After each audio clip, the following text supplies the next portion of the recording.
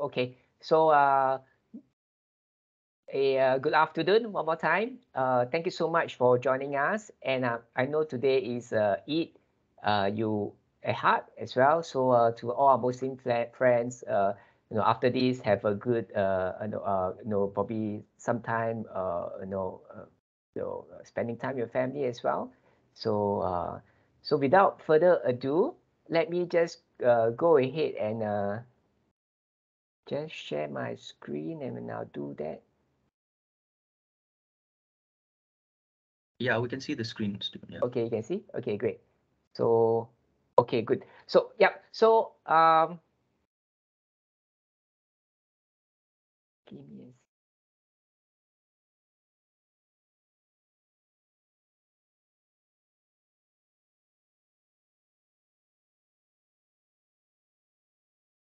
sorry, yeah, give me a second.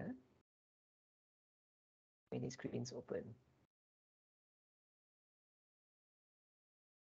Currently, it's on, yeah, first slide, corporate overview. Okay, great. So the corporate overview. So I'm going to talk first. I'm going to talk about Seed as a company, and later on some of the products that Seed has. So over the years, Seed is slowly getting recognized in South Asia market. But again, not much been known about Seed as a company. So hopefully through this sharing, some more information is being made known as for Seed as a company. I'm going to do a corporate overview.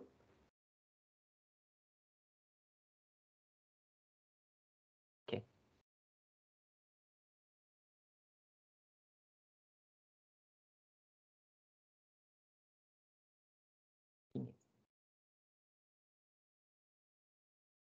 Okay, great. So Seed is started up in 1951, then officially incorporated in 1957. Currently, Seed is traded in the Tokyo Stock Exchange. You can see here, if you are keen on the stock price and the stock share price performance of Seed, you can go to Tokyo Stock Exchange and look for stock code 7743, and you will be able to find some stock information about Seed company. So the HQ is in Tokyo. Currently, it's about almost close to 1,000 employees. We have subsidiaries all over the world, particularly in Asia and in some parts of Europe. So this is HQ in Japan, Tokyo. Subsidiaries in Australia, China, UK, Germany, Austria, Malaysia, Singapore, Switzerland, Taiwan, and in Vietnam as well. Our products are also distributed quite widely throughout the world. So these are some of the countries that has been distributed in. Okay, of course, South Asia markets are all in there as well. Nepal, India, Bangladesh, Pakistan as well. Let me just go a bit on the history of Seed as a company. So as I said earlier, it was founded in 1957. It started off as Tokyo Contact Lens Research Institute. And Seed is also at the same time the pioneer or the first to launch a soft contact lens in Japan under the Micron soft branding. And later on in 2003, Seed started disposable cast molding facilities. In 2004, Seed launched the Seed 2 weeks pure disposable lenses. So which is the first, back then it was the first 2 weeks disposable in Japan. And in 2007, Seed Consultation Research Institute was established. This, when we talk about a research institute, this is actually a manufacturing facility. So in 2007, full large-scale production manufacturing facilities is being established.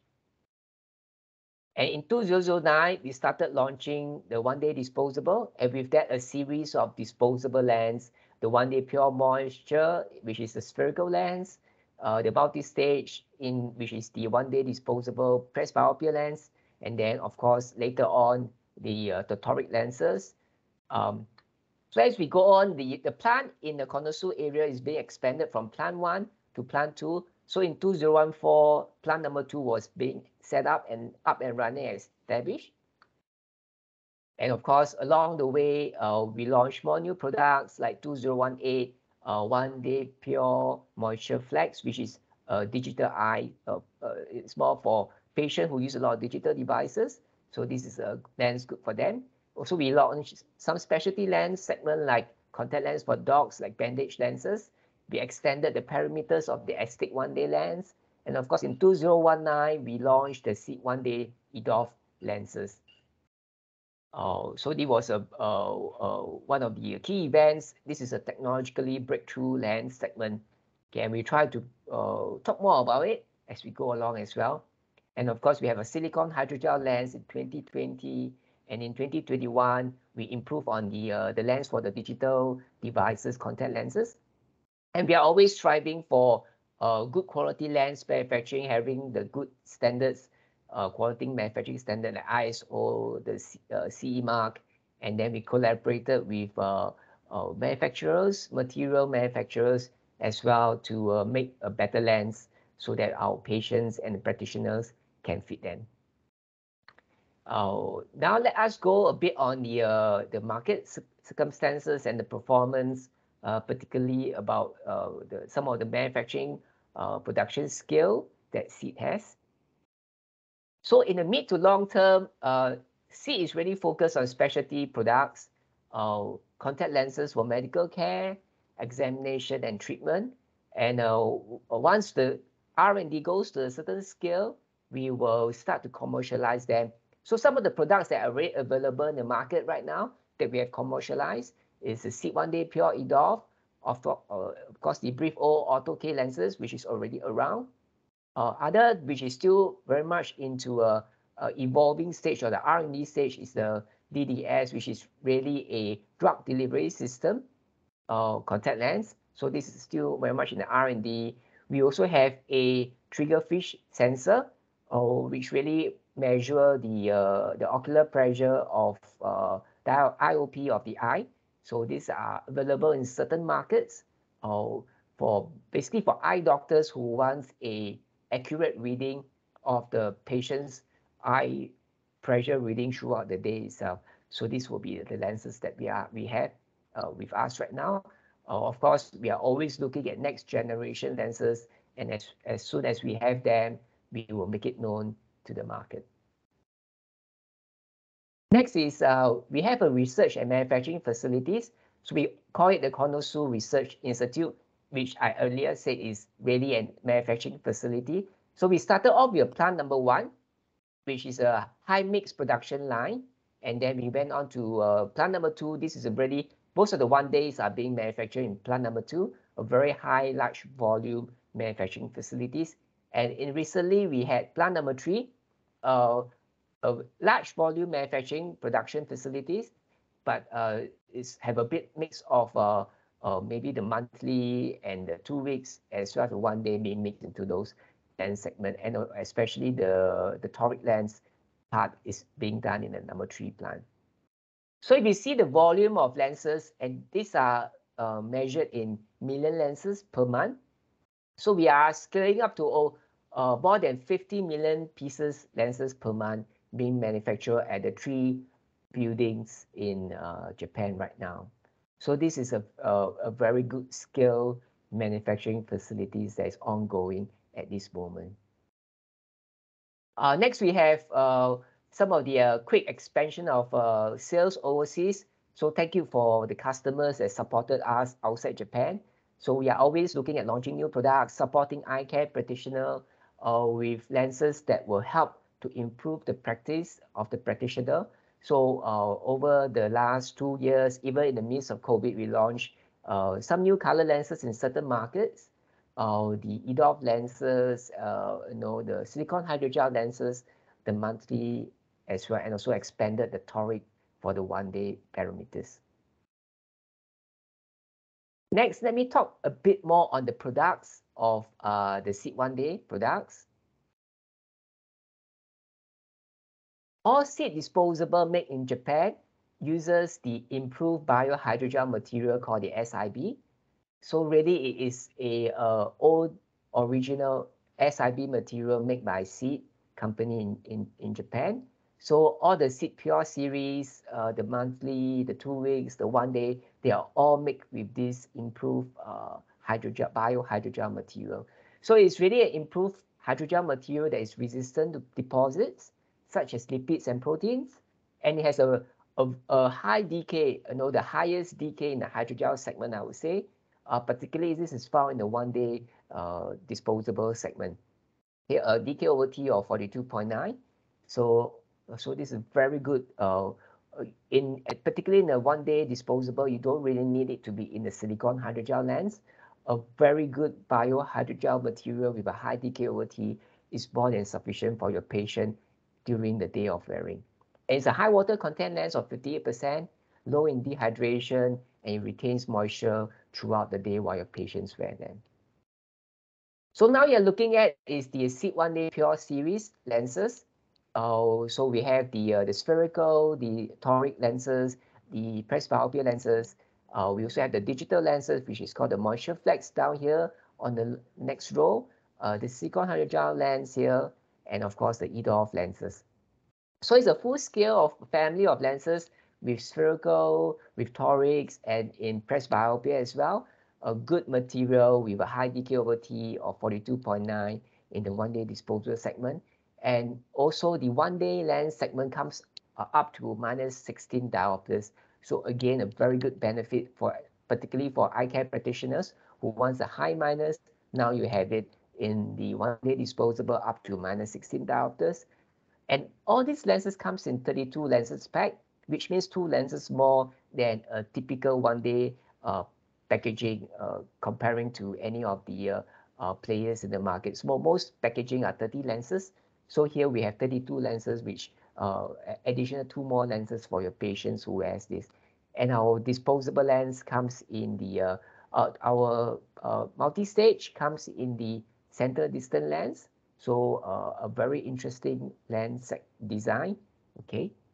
And of course the Edof recently, which acts as like a 3-in-1, if you allow me to put it, good for presbyopia patients, good for myopia management, and good for relaxing eyes, particularly for patients who use quite a bit of a digital device. So the low ad of this will be really good for the digital device, and the mid ad will be a good myopia control management lens as well.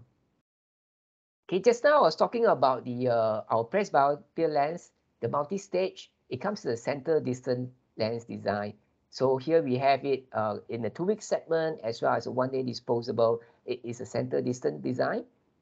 Okay, very easy for patients to adapt to this. Particularly they are in the early presbyopia and switching into needing a multifocal lenses. This will really be a nice lens to fit your patient in. A quick snapshot of the parameters of all our 1 day disposable. So a few quick highlights. Wide range of plus powers to minus powers, and recently we extended our toric parameters as well.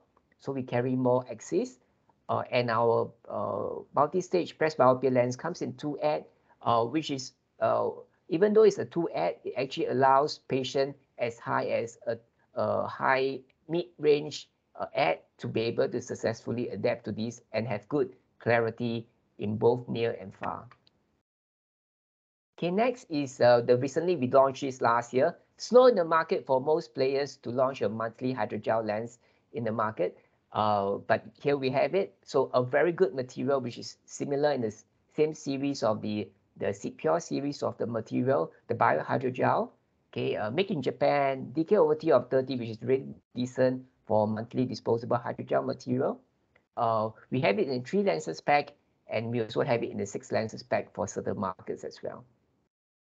A quick snapshot of the parameters: good lens marking, +5 to -12, mid-range water content of 58%, and a pretty universal fit in terms of the diameters and the base curve as well. We also have this, which is probably not available in most markets, but available in Pakistan at this moment. We have this in a Seed monthly fine UV toric over here. So full axis round the clock in steps of 10 to 180, and 4 cylinder from 0.75 to 275 in steps of 0.5. and again, a decent spherical range as well. This is also a biohydrogel material, so a very comfortable material if we can make available to some of the markets as well. The 2-week segment is interesting because we have the highest minus power in the disposable segment, up to minus 24 diopters. So you don't really need to get your patients to wear a conventional lens now, because we have the 2 weeks lens disposable, and much healthier option for your patient if you want to put your patients on a disposable lens with a high minus power. At the same time, we have a range of Rgb lens as well. The SEED AS Lunar, which is a high DK of 156, and the mid-range DK, the UV1 DK of 60. We also have it in the multifocal range as well. We also have it is the Rgb in the keratoconus lens, we call the KC lens. So we have this available, but again, it varies from market to market, depending on the requirements of the market, whether this lens is made available. We also have this soft contact lens prosthetic lenses in power as well. So you can see here the few designs that are available, the 5 designs, 1, 2, 3, 4, and 5, depending on the requirements, whether you need power correction or just a pure oblique lens for your patient. We also have the Orthocal lenses, which is brief O, correct? Later, Mr. Hamza will talk more about this. A very good material, high DK of 56, high durability, comparing to most material Orthocal lenses in the market. This is a very strong but yet flexible material at the same time. So really good for kids if you want to put them onto brief O, correct, as Orthocal lenses as a myopia control lens. Through our subsidiary companies, Ultravision and Vogue, we also have a series of specialty lenses, whether it's in multifocal torics, keratoconus, pediatric lenses, custom-made bandage lenses, Rgb lenses, we have that as well. So a wide range of lenses, again, which will probably need more time to walk this through with you if you want to tell more about some of the SEED group products. This is the one that the multifocal toric that is available from UK Ultravision. So if you can see the parameters here, a very good range of parameters, several base curve is there, few diameters, plus minus 20 diopter sphere, high seal up to minus 8 seal as well.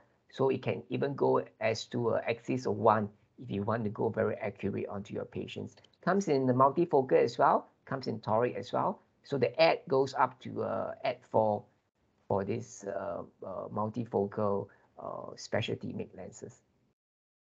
So besides all the products as well, SEED is also very big into CSR. So looking at the environment, we want to be responsible to the society, we want to be responsible, and also the governance as well. So we have a series of programs like building solar power panels, helping the local community, and these are some of the things that we are actively pursuing as well.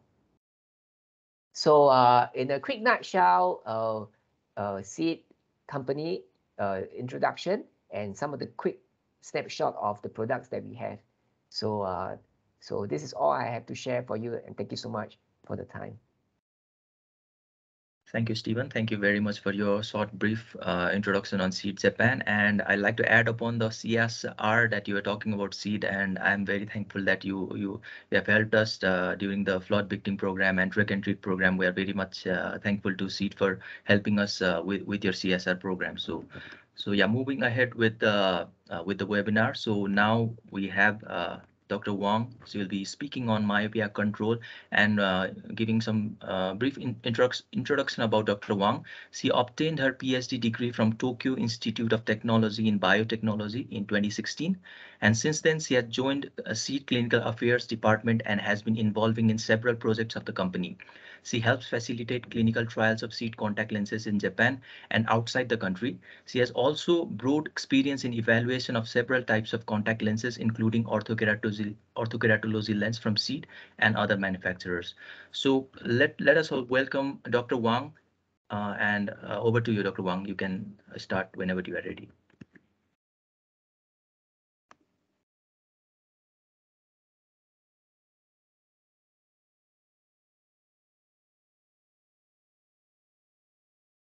Thank you, Saka, for the kind introduction.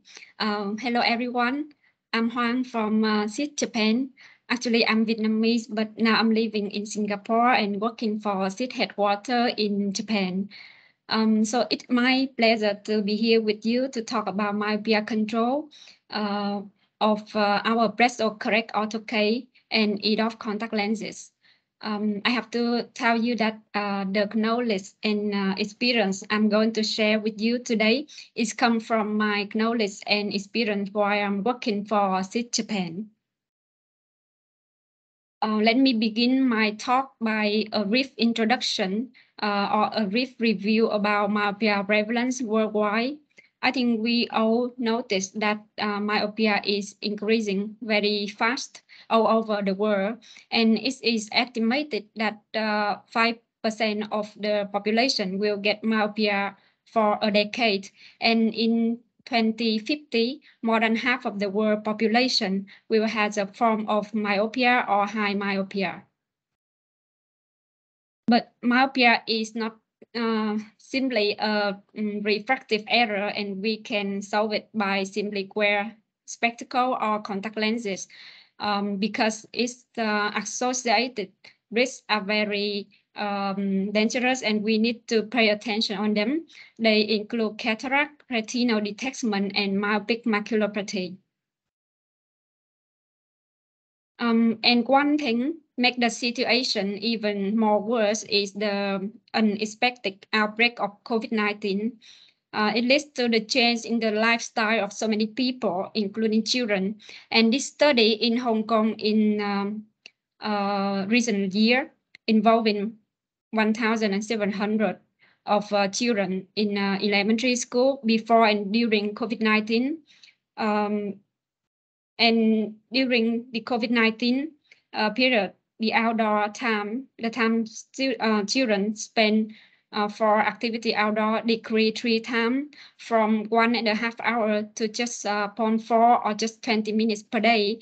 And also the screen time, the time they spend on tablet, computer and smartphone, like increased from 2.45 hours to almost to 7 hours per day.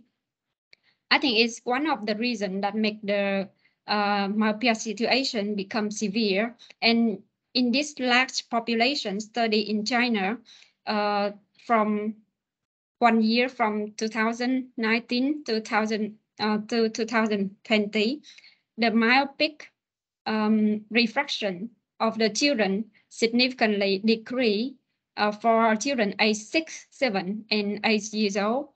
And also the prevalence of myopia increased significantly from 3 to 1.4 times. I think as an eye care practitioner, we know that there are several interventions to prevent myopia.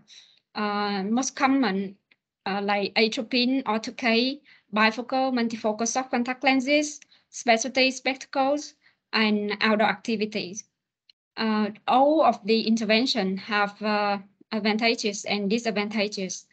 Like for Atropine, for 0.01% is well known for limited side effect and can be used with spectacle or Orthocal. Using Atropine also have to avoid contact lens wear, and it's quite low cost compared to other treatment. However, it's not always accessible by optometrists in some countries, and also for 0.05%, the rebound effects are still unknown. Also, because Atropine needs to be used in low concentration, there is challenge of compounding, and I think unknown mechanism is one of the biggest obstacles of this. So generally, Atropine is suggested for children under 6 to 7 years old who are too young for other treatment.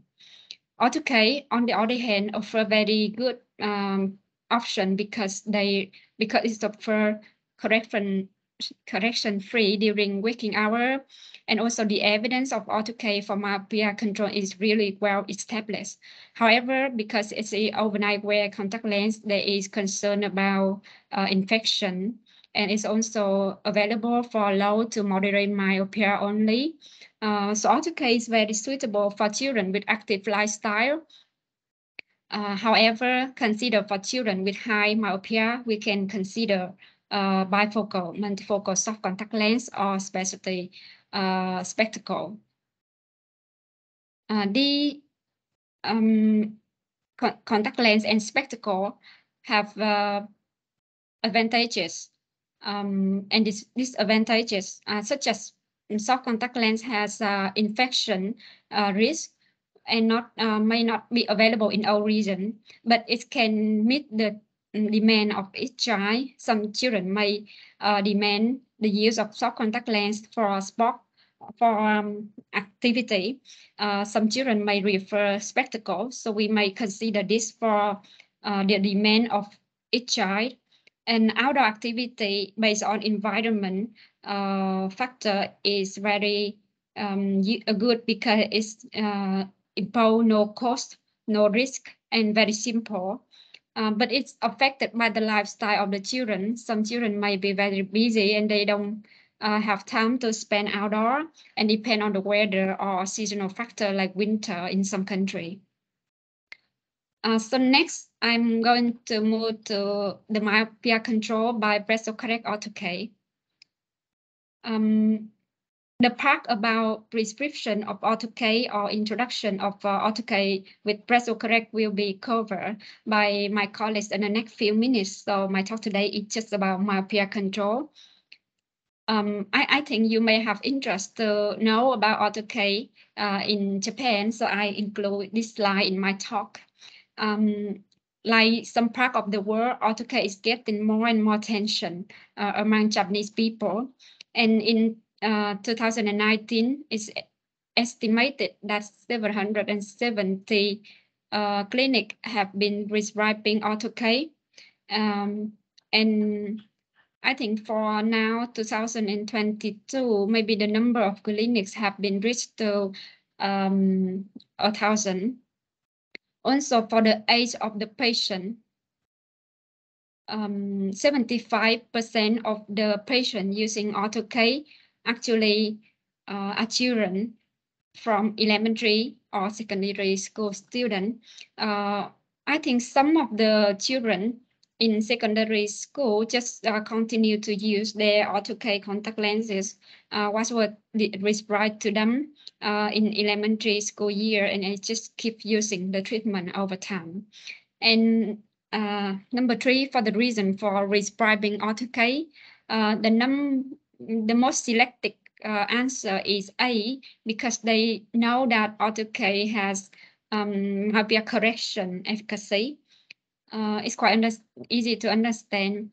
But the reason B, because knowing that Orthocal has myopia control effect, was selected by more than half of the practitioners in Japan.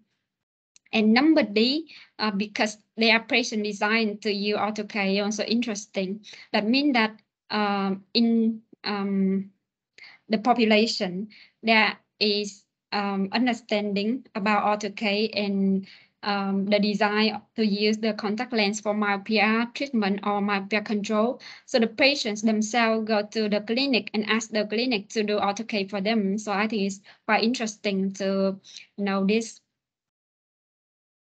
Talking about myopia control by pressure-correct, we have two studies to prove its efficacy.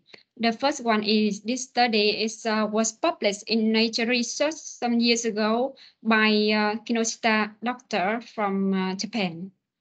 This article is actually about Orthocal combined with 0.01% atropine. So we have 35 people, 35 children in the Orthocal group and 38 children in combination group.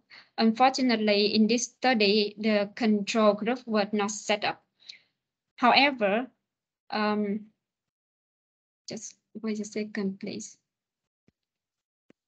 However, by using the data of this study compared with some retrospective study in the past, like Romeo study and the study in Spain or Japan, we can see that Correct has myopia control effect similar to other Orthocal brands on the market. And in addition, combination with 0.01% of atropine further increase the treatment efficacy. And the second study, also a 2-year study, but because it's still ongoing in Hong Kong. So in this slide, I just summarize information from the first year. The information about the first year results was presented in our conference last year. It involved 42 subjects in Orthocal group and 29 subjects in the control group. And here is the result. There is no difference in the age of the two groups. However, after wearing the lens for 1 year, there is significant difference in the flat K reading, steep K reading, psychoplanic, spherical equivalence, refraction, axial elongation, axial length after 1 year between the control and Orthocal wearing group.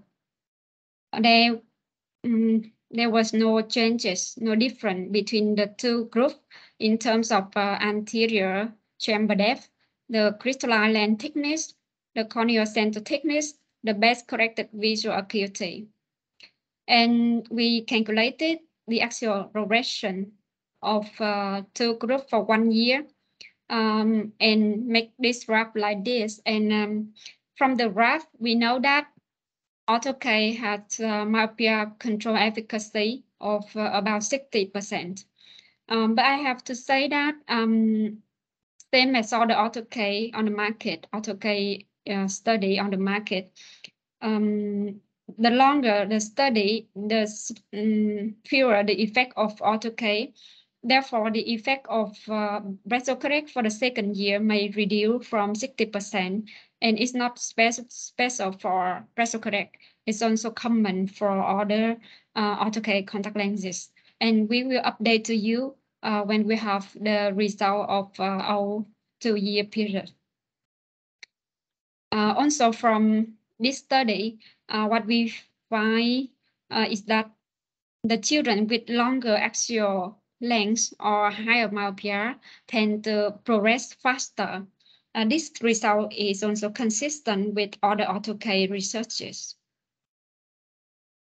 Next, I would like to move to the talk about myopia control by Edof soft contact lenses. The Edof contact lens I'm going to introduce to you is SID 1D Pure Edof. This is the first daily disposable soft contact lens by extended depth of focus technology.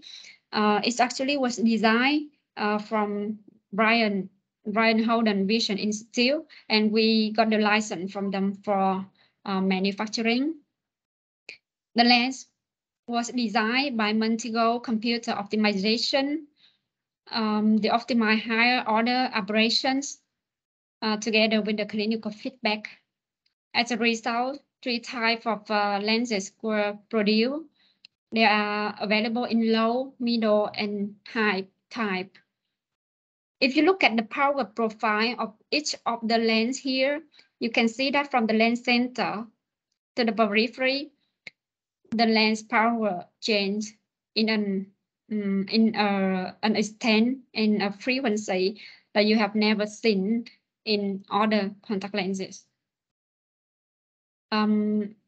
The Edof lens was designed for rest myopia. It's good for rest myopia, but my talk is about myopia control. So I like to talk about the mechanism of the lens for Edof. So it comes from the hypothesis that ice roll is guided by retinal image quality, or in short, RQ. So in order to prevent the eye to roll, we reduce the RQ behind the retina and maintain the good RQ in front of the retina. So you can see that behind the retina, the RQ or retinal image quality significantly drop. Therefore, it will not stimulate ice roll. This graph is better to show you how it works. The color map indicate the RRQ, and the red indicate the better RRQ compared to the yellow and blue one. So for single vision correction, the RRQ behind the retina is better. Therefore, it triggers the eye to roll to the direction of better RRQ. On the other hand, for the Edof contact lenses, the RRQ on the retina is better. Therefore, it doesn't trigger the eye to roll, but instead prevent the eye from rolling.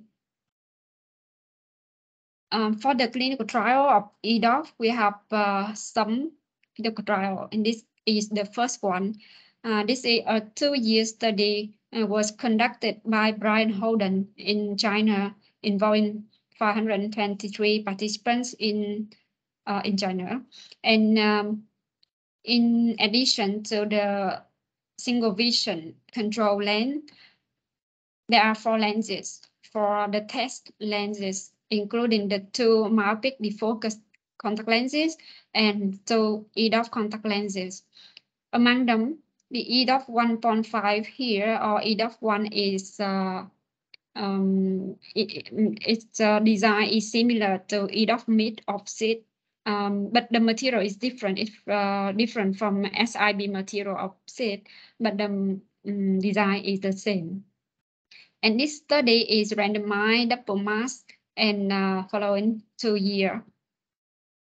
And here is the result. Compared to the single vision control group, Edof 1 and 2 successfully suppressed the axial elongation by 27 and 25%.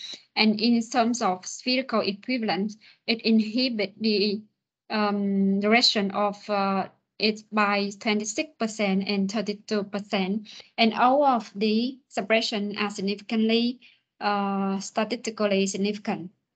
So we can say that Edof contact lens significantly slow down myopia progression.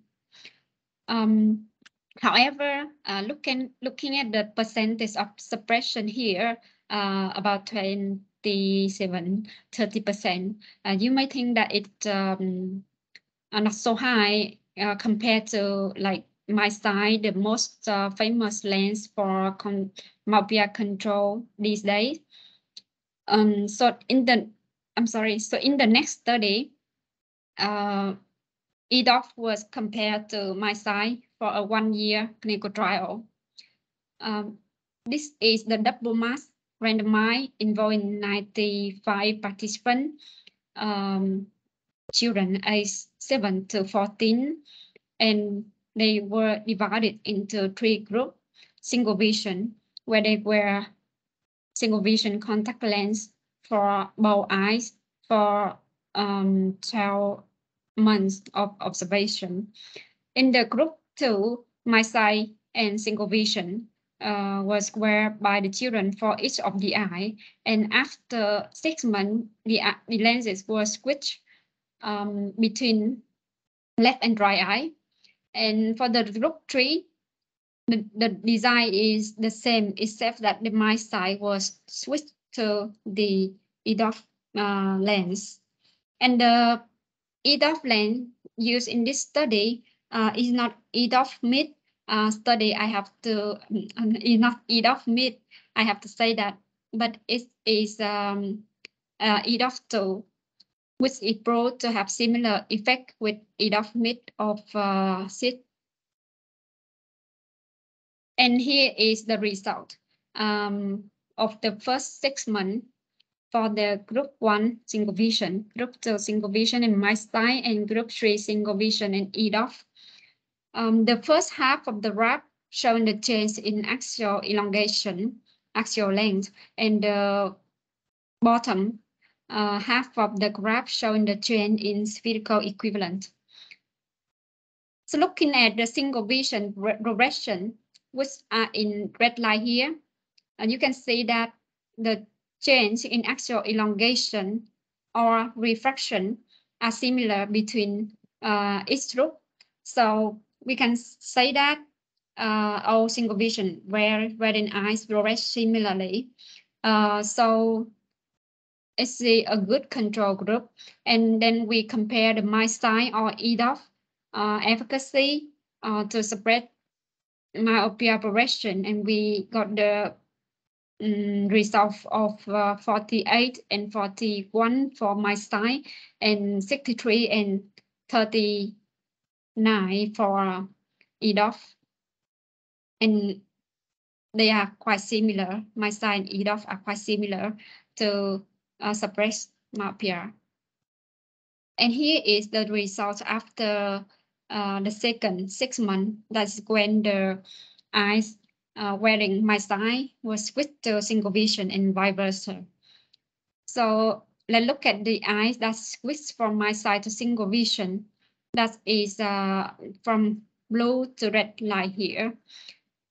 In the second period, the change in axial length or refraction of the roof here similar to the progression in the single vision group. Therefore, we can say that MySight has no rebound effect. And for the eyes that switch from single vision to MySight, the progression slow down, and the myopia progression inhibition is about 30% and 42%. It's a little bit slow down compared to previous periods. So let's look at Edof result. Similarly, the eye switch from Edof to single vision progress similar to the single vision eye in the control group. Therefore, we can say that there is no rebound effect for Edof. And for the eyes that switch from single vision to Edof, the suppression result we got is 64% and 66%, which are very high.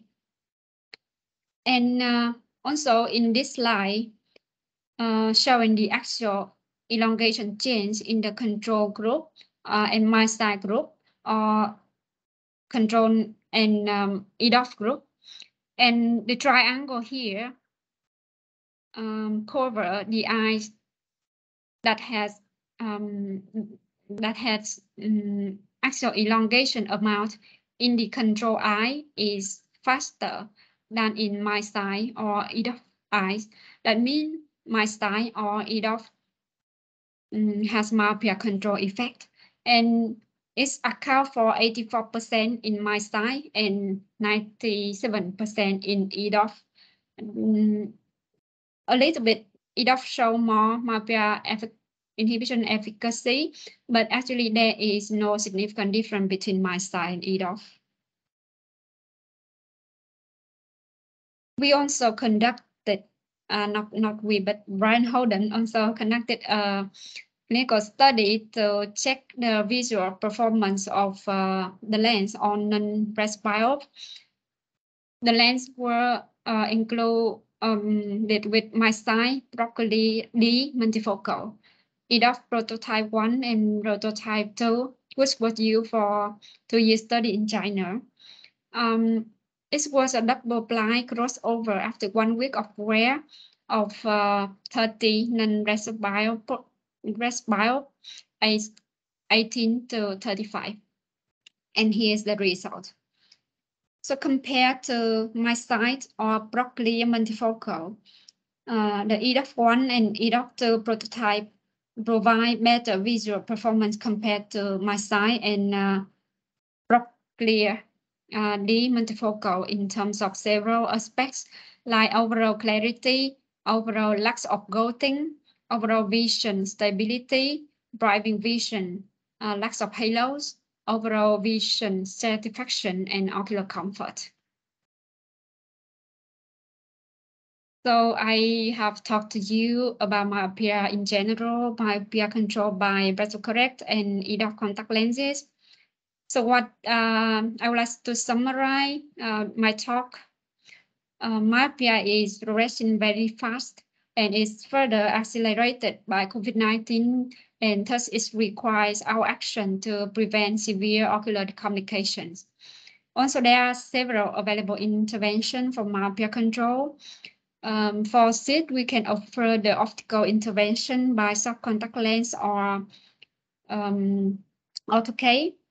And you, as a eye care practitioner, you can choose the best one that is accessible from your region and suitable for the demand of your patients. I also introduced that correct, Orthocal, and Edof contact lens have proven myopia control efficacy, and all are available in your region. So if you have any inquiry or questions, please just feel free to reach me or my colleagues. Thank you very much. Thank you, Dr. Wong, for this, for sharing those wonderful studies and for sharing your ideas on how BreathoCorrect and Edof helps in myopia control. So if you have any questions, if the participants here have any questions, then you can please type it in the conversation there in your chat box. We'd be happy to answer your queries, and Dr. Wong will be here to answer all your queries if you have any. So kindly type it in the chat box if you have any questions. So the takeaway message from what I personally think is there are many options in myopia control. Like currently we are prescribing just a conventional way of treating myopia, like we're just prescribing spectacles and all. But from this webinar, from your talk, what I have found is there are many options, like from Atropine to BreathoCorrect. There are multifocal contact lenses and there are Edof contact lenses. So we have options right now available to us. So it is just us who should be starting to practice these lenses and see for ourselves the changes. Like we can track on our patients and we can try various lenses. Like if we can't practice BreathoCorrect from the start, we can just start with the Atropine, or we can just start with a center distance multifocal, or even Edof lenses if you have it at your disposal. So this is about practicing and seeing changes for yourself, because most of the research have already proven like they are very good tools for myopia management. So this is what I have personally learned from the talk. So kindly you can add your thoughts on this, and you can ask any questions to Dr. Wang if you have any.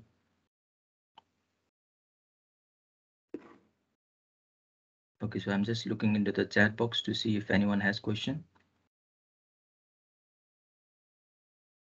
And Dr. Wong, I had one question. So you spoke about Edof lenses and BreathoCorrect, but is there any study that is done for to show the efficacy of multi-stage contact lenses as well, the center distance design ones? So how good are they for myopia control? Oh, I see. You're asking about myopia control study for not Edof, but sit multi-stage contact lens. Yeah, those center distance designs. Yeah, for myopia control, we haven't conducted any study for the lens, but we did check the, for the center distance contact lens, we expect that the mechanism of myopia control is by reduce myopic defocus. And we check the that mechanism. Our lens has this, in fact, can reduce the myopic defocus. But we haven't conducted any study for myopia control using the lens. Thank you, Dr. Wong. So there's one question from Anil. So he has asked, can we prescribe any myopic patient any contraindication? So he wanted to know about if there are any contraindication in prescribing for myopia patients. So are there any contraindication in prescribing Orthocal, or are there any contraindication for prescribing these Edof lenses? So I think he wanted to ask this. Thank you for the questions. I think prescribing of Orthocal or even Edof contact lens or any contact lens share the same contraindication, like some ocular problem, ocular disease, such as severe dry eye and ocular surface damage, something like that. I think it's just common, same to other contact lenses on the market. Okay. Thank you, Dr. Wong. And there's another question, like during your research, did you find any complication while conducting your study related to corneal infections? Was there any complication during your study? Yeah, in the clinical trial, we did collect all information about the safety of the lens, Edof and VasoCorrect. There were no cases with infection, and also there are some complications such as SPK or I don't remember well, but very few complications. It's quite common when you use other contact lenses, and it's kind of safe when you compare with other contact lenses. Okay, thank you. And Raju sir wants to know if there are any research with the BreathoCorrect and other modality of myopia control tools. So I think we can share any research if there are any with which compares the between BreathoCorrect and other modalities. So maybe we can share it in his email later on. So if there are any research, can you just share with us if there are any? You mean the combination of BreathoCorrect with other modality? Yeah. So in my talk, I presented about BreathoCorrect combined with 0.01% of atropine. It did improve the efficacy of BreathoCorrect alone. Is it answer your question? Yeah. So maybe he wanted to ask about any other like any other orthocal lenses. I see. Is that the question, Raj sir? The comparison between BreathoCorrect with other orthocal. In terms of myopia control efficacy. Yeah. I think in my slide I share one slide about BreathoCorrect compared with Romeo, the study in Spain and a study in China. I think they use different design of orthocal, and in my talk I presented that BreathoCorrect has similar effect compared to other brands orthocal. Okay, and there is one more question here. So how early do we need to start a child on myopia management? So what is the age that a child should have to start the myopia management? In Japan, we discussed about this in a conference which I attended, and many ophthalmologists agree that we should start myopia treatment as soon as possible. Ideally, when the children are in their elementary school age, that means maybe 6 to 10 years old, we may observe the refractive error and actual length of the child before the treatment, like for 6 months, 1 year. If the child develop the myopia very fast, that means we need to act quick for that child. Okay, and there's one more question here in the chat box. So Raj sir wants to ask, multi-therapies are proven better than monotherapy. Like they have been trying ortho with atropine and various other multiple approach in myopia control. So is there any research that has been done with BreathoCorrect with any other modalities of treatment of myopia control? Combine Edof with other modality. Combined BreathoCorrect with. Okay, sorry. So in my talk, I presented BreathoCorrect combined with 0.01 atropine. That's the combination therapy, and we only have that study for combination. Okay. It's proved that combination give the patient more benefit compared to just orthocal alone. Okay, thank you. And one more question. So you talked about dry eyes, and he wants to ask if we can use lubricant drops or any punctal plugs along with these lenses to prevent dry eye.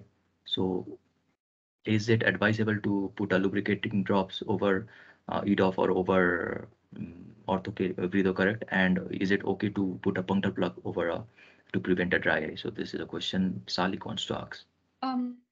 For people feeling dry eye when using Edof or BreathoCorrect contact lenses, it is acceptable that they can use the artificial tear to further give moisture to their eyes.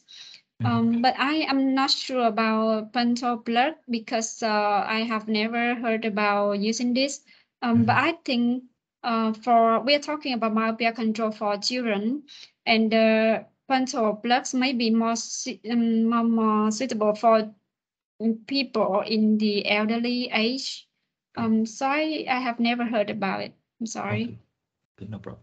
So one question is there. So to prescribe multifocal contact lenses. So I think this will be covered in the later talk, which Hamza can answer this question. So I think the question this much is the question for today.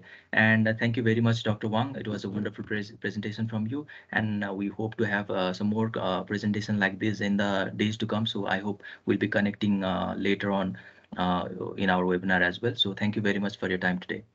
Thank you, Saka. And next, we have Hamza Sheikh with us. So he'll be speaking about the fitting procedure, how we can fit correct lens, and he'll be talking about some basics of orthokeratology. So he's also the one who helped me start orthokeratology here in Nepal. So he's a very good mentor of mine. He did his bachelor in optometry from ITM IHS Mumbai, and he's currently working with Seed Contact Lens India as a professional service manager. So let me welcome Hamza Sheikh here for his presentation. Over to you, Hamza, sir. Thank you so much, Saka. Sorry, Hamza, give me a second. For questions, let's say if you raise your hands, I seen people raising their hand in the I saw a couple of them, but later on it was not there, so I took out the hand because even you raise your hands, I'm not able to unmute you for you to chat on it. So there is a chat box right at the top or either at the bottom. It says chat, so you can actually type in your questions there if you have a question. If not, then we will just keep going. If you see your question, we will try to answer them. But raising hands, I already removed that function. So raising hands, we will not be able to address that. But if you are able to see the chat box there, if you want to type your question there, that is the best way for us to be able to address any questions. Yeah, thank you. Over to you, Hamza. Sorry. Yeah, thank you so much.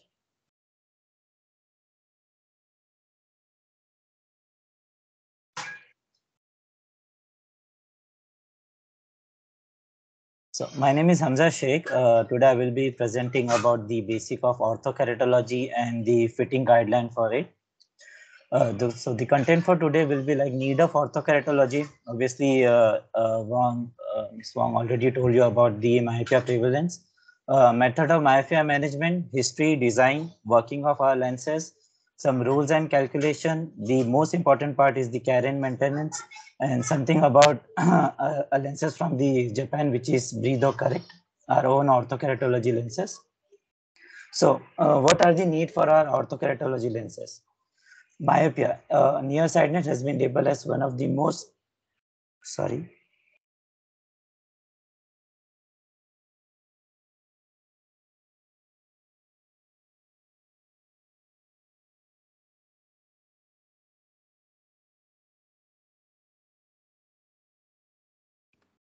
So myopia has been labeled as one of the most common ocular disorder affecting human race worldwide. The increasing worldwide severe nearsightedness is associated with increased risk of retinal detachment, cataract, and even glaucoma up to a certain height.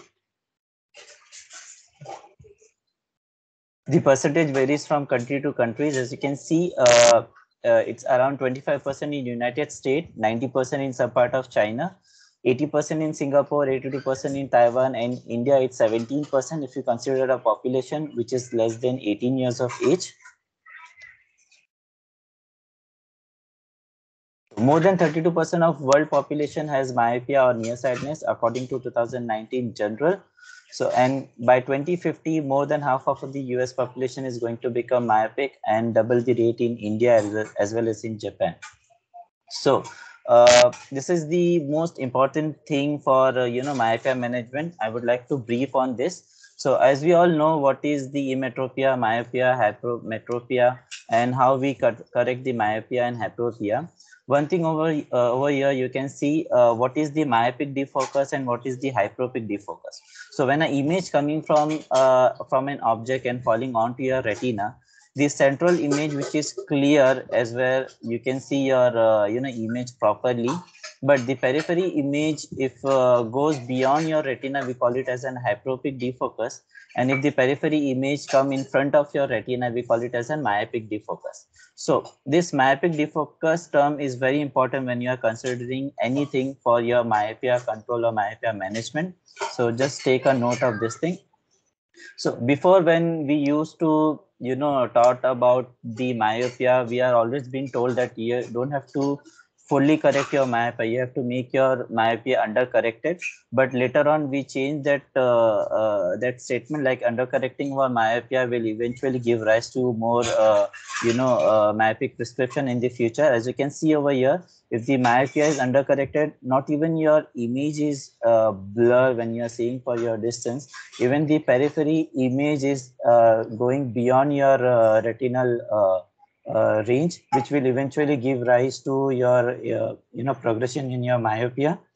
Obviously, as Ms. Wong before mentioned, that RIQ, which is clear or higher in the range, the growth of your retina is directed in that area. When we talk about the traditional correction, if the myopia is treated well, it means we have given an optimal correction. Then also the peripheral image is formed beyond your retina, also giving rise to your increase in your axial length. But what is optimal correction which we required now for the myopia management is that the central image forming on your retina, but the periphery image which is forming in front of your retina, or which we call as myopic defocus. Okay, obviously, if you're talking about this type of correction, you cannot achieve this type of correction from your single vision contact lens or your single vision spectacle lens also. We need to have a certain specially designed contact lens or multifocal to achieve this type of myopic defocus. What are the ways how now we are doing the myopia management thing? First is obviously by a spectacle. Before many people used to do with the PAL edition lenses, like the progressive edition lenses, even with the bifocal also. But nowadays we have different types of defocus, peripheral defocus incorporated spectacle lens also from various companies like Zeiss, Essilor, even with the Hoya. We call it as a defocus incorporated multiple segment or peripheral defocus spectacle. Then we can go ahead with the contact lens. Obviously, we have a center distance multifocal now available in India, which is available with SEED multifocal. And also we have a specially designed contact lens, which is known as Edof, extended depth of focus, which is designed for your myopia management. Then the most boom topic nowadays is the orthokeratology, which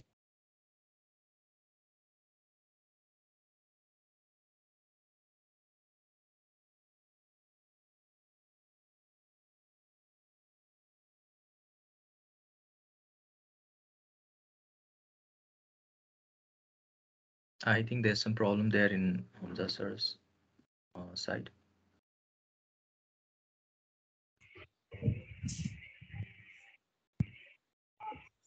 Yes, sir.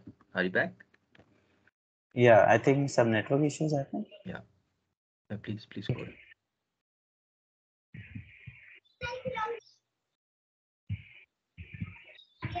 Okay, and then the most famous topic with the ophthalms and the doctors, as you can see, the atropine with 0.01 concentration, which eventually give rise to or give reduction to your myopia from 27 to 80%.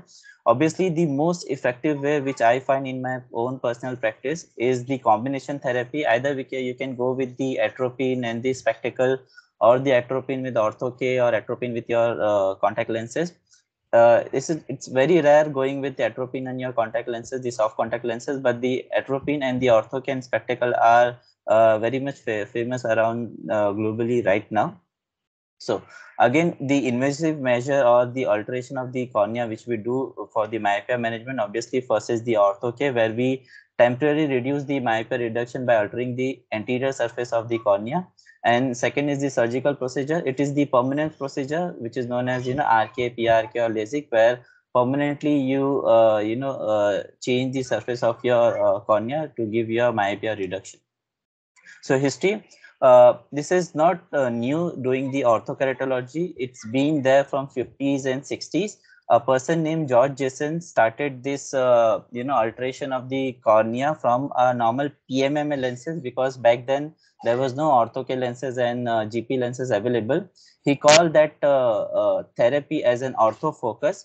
What he thought, like, I can do a PMMA lens fitting, and I can fit the lenses more flatter than the actual corneal curvature, maybe 1.5 to 2.5 mm flatter. And he saw that there is a specific reduction into the myopia prescription, and obviously there was no corneal edema or any corneal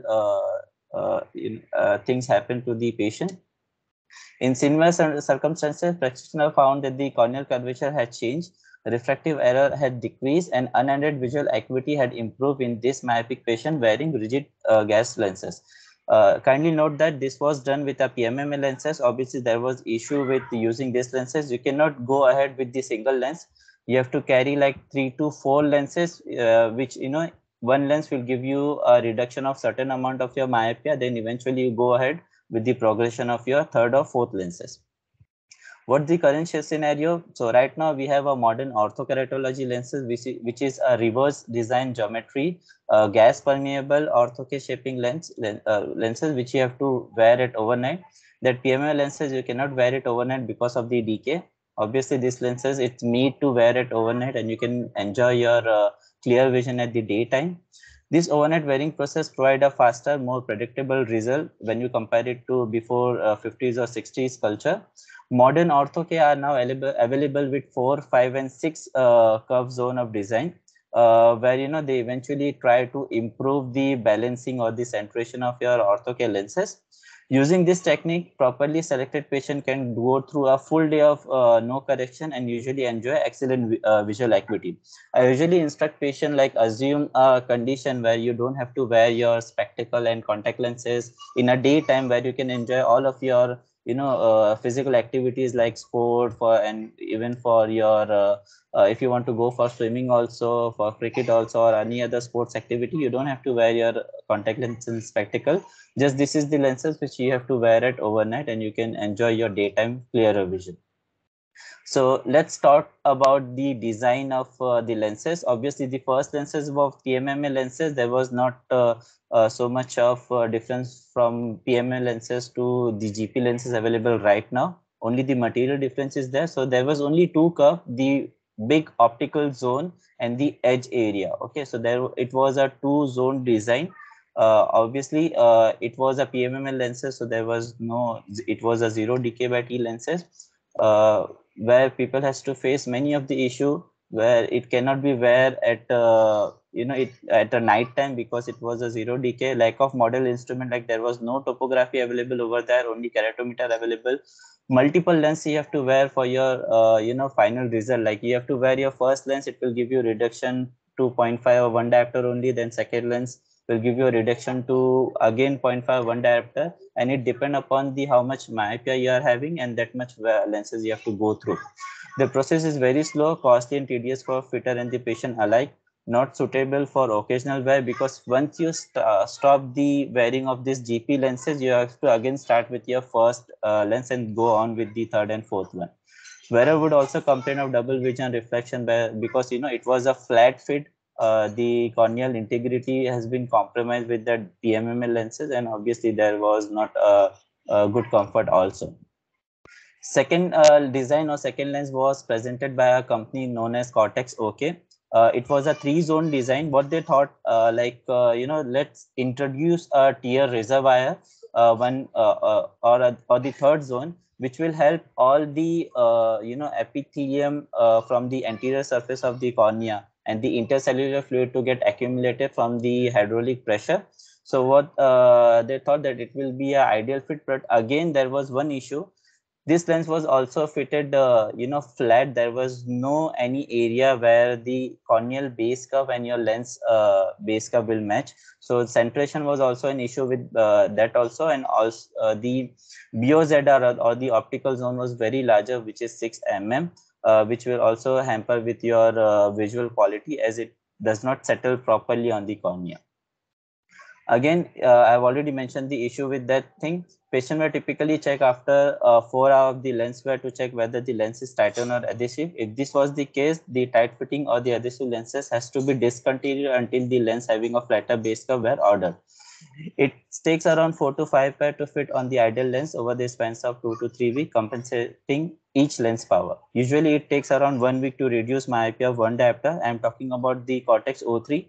And 3 to 6 month treatment period is required to reach the maximum 2 to 3 diopter of myopic reduction.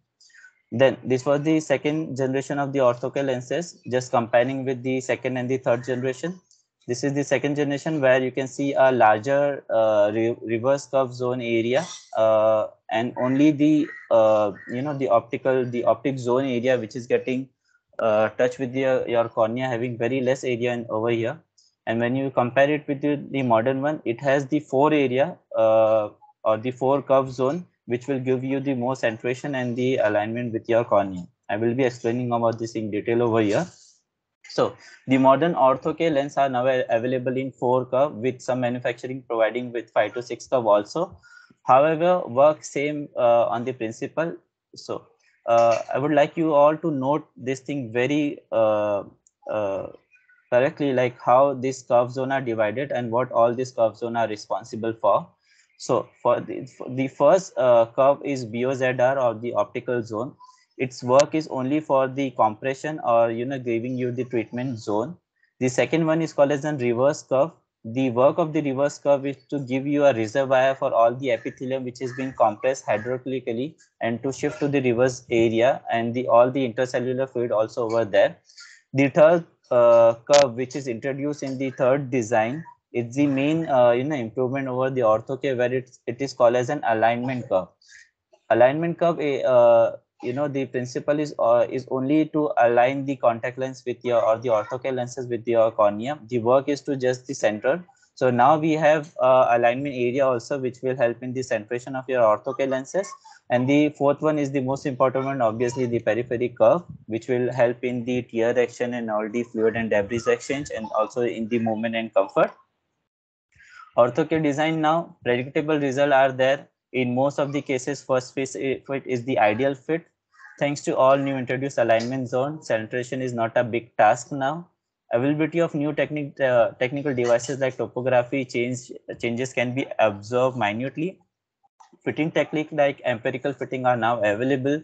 As before one company introduced, which even offer the empirical fitting, where you have to just send your topography report and all the parameter, and they will give you a contact lens which you can fit directly. And most of the cases it is the ideal fit, or you can go with the second fit, which will give you a proper fitting.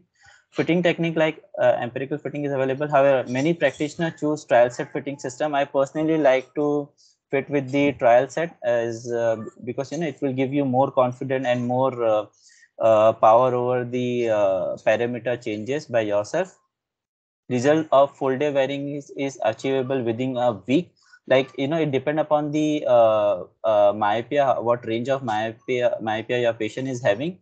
If it's under like 3 or 4 diopter, you can expect your full day of vision in 3 days only. Or if it's more than, like it's mild to more higher myopia, you can achieve your full clearer vision by end of like 6 or 7 day. Also, custom-made fitting lenses is possible with the help of specially designed software. Some company, yes, offer you custom fitting also, where you can alter the reverse zone steep and the elevation, also the sagittal height, also the dia, also even with the alignment zone area and optic zone area also. And it is done by the help of one software. Let's start with how the working of orthocal lenses is done. So this is the normal layers of your cornea, which is, before it used to be 5, but now it's 6 because of the introduction of a new layer, which is called as a Duos layer. As you see over here, the total thickness of your cornea is around 540 micron, which is 0.54 mm. And what Ortho K, the beauty of Ortho K, it does only work on the 50% of 50 micron of your corneal layer, which is less than 10% of your corneal thickness. It works on the superficial epithelium only. It does not go, or no change has been seen even beyond your Bowman's layer, or no change in your stroma, descemet, or endothelium layer. We only touch the epithelium layer, and obviously we know that layer is it can regenerate by itself, and it can fully regenerate in 1 week of time. So obviously we are safe over here for using our orthocal lenses. So what an orthocal lens does, obviously we fit like the flatter than your corneal base curve. What it does, it flat your corneal base curve, as you can see over here when we fit. And when we sleep, it alters the corneal anterior surface or curvature. And when you remove your lenses at a daytime, when you wake up, your corneal curvature will become flat, and you can use this flat corneal curvature at a daytime, and your myopia reduction will be seen over there. And all the epithelium over here, you can see a normal epithelium, and over here you can see epithelium after wearing your orthocal lenses. So all the epithelium and the intercellular fluid are hydraulically shifted toward the reverse zone area, the second zone area, where you can see over here. And it has a reservoir where it can stay properly, where you will not see any structural or integrity change with your corneal epithelium. So one study which has been conducted in Australia in 1998, where they have seen that corneal epithelium cell layer were redistributed in same manner, like there is no alteration in the epithelium layer structure, leading to a thinning of central cornea to significant level across the corneal surface.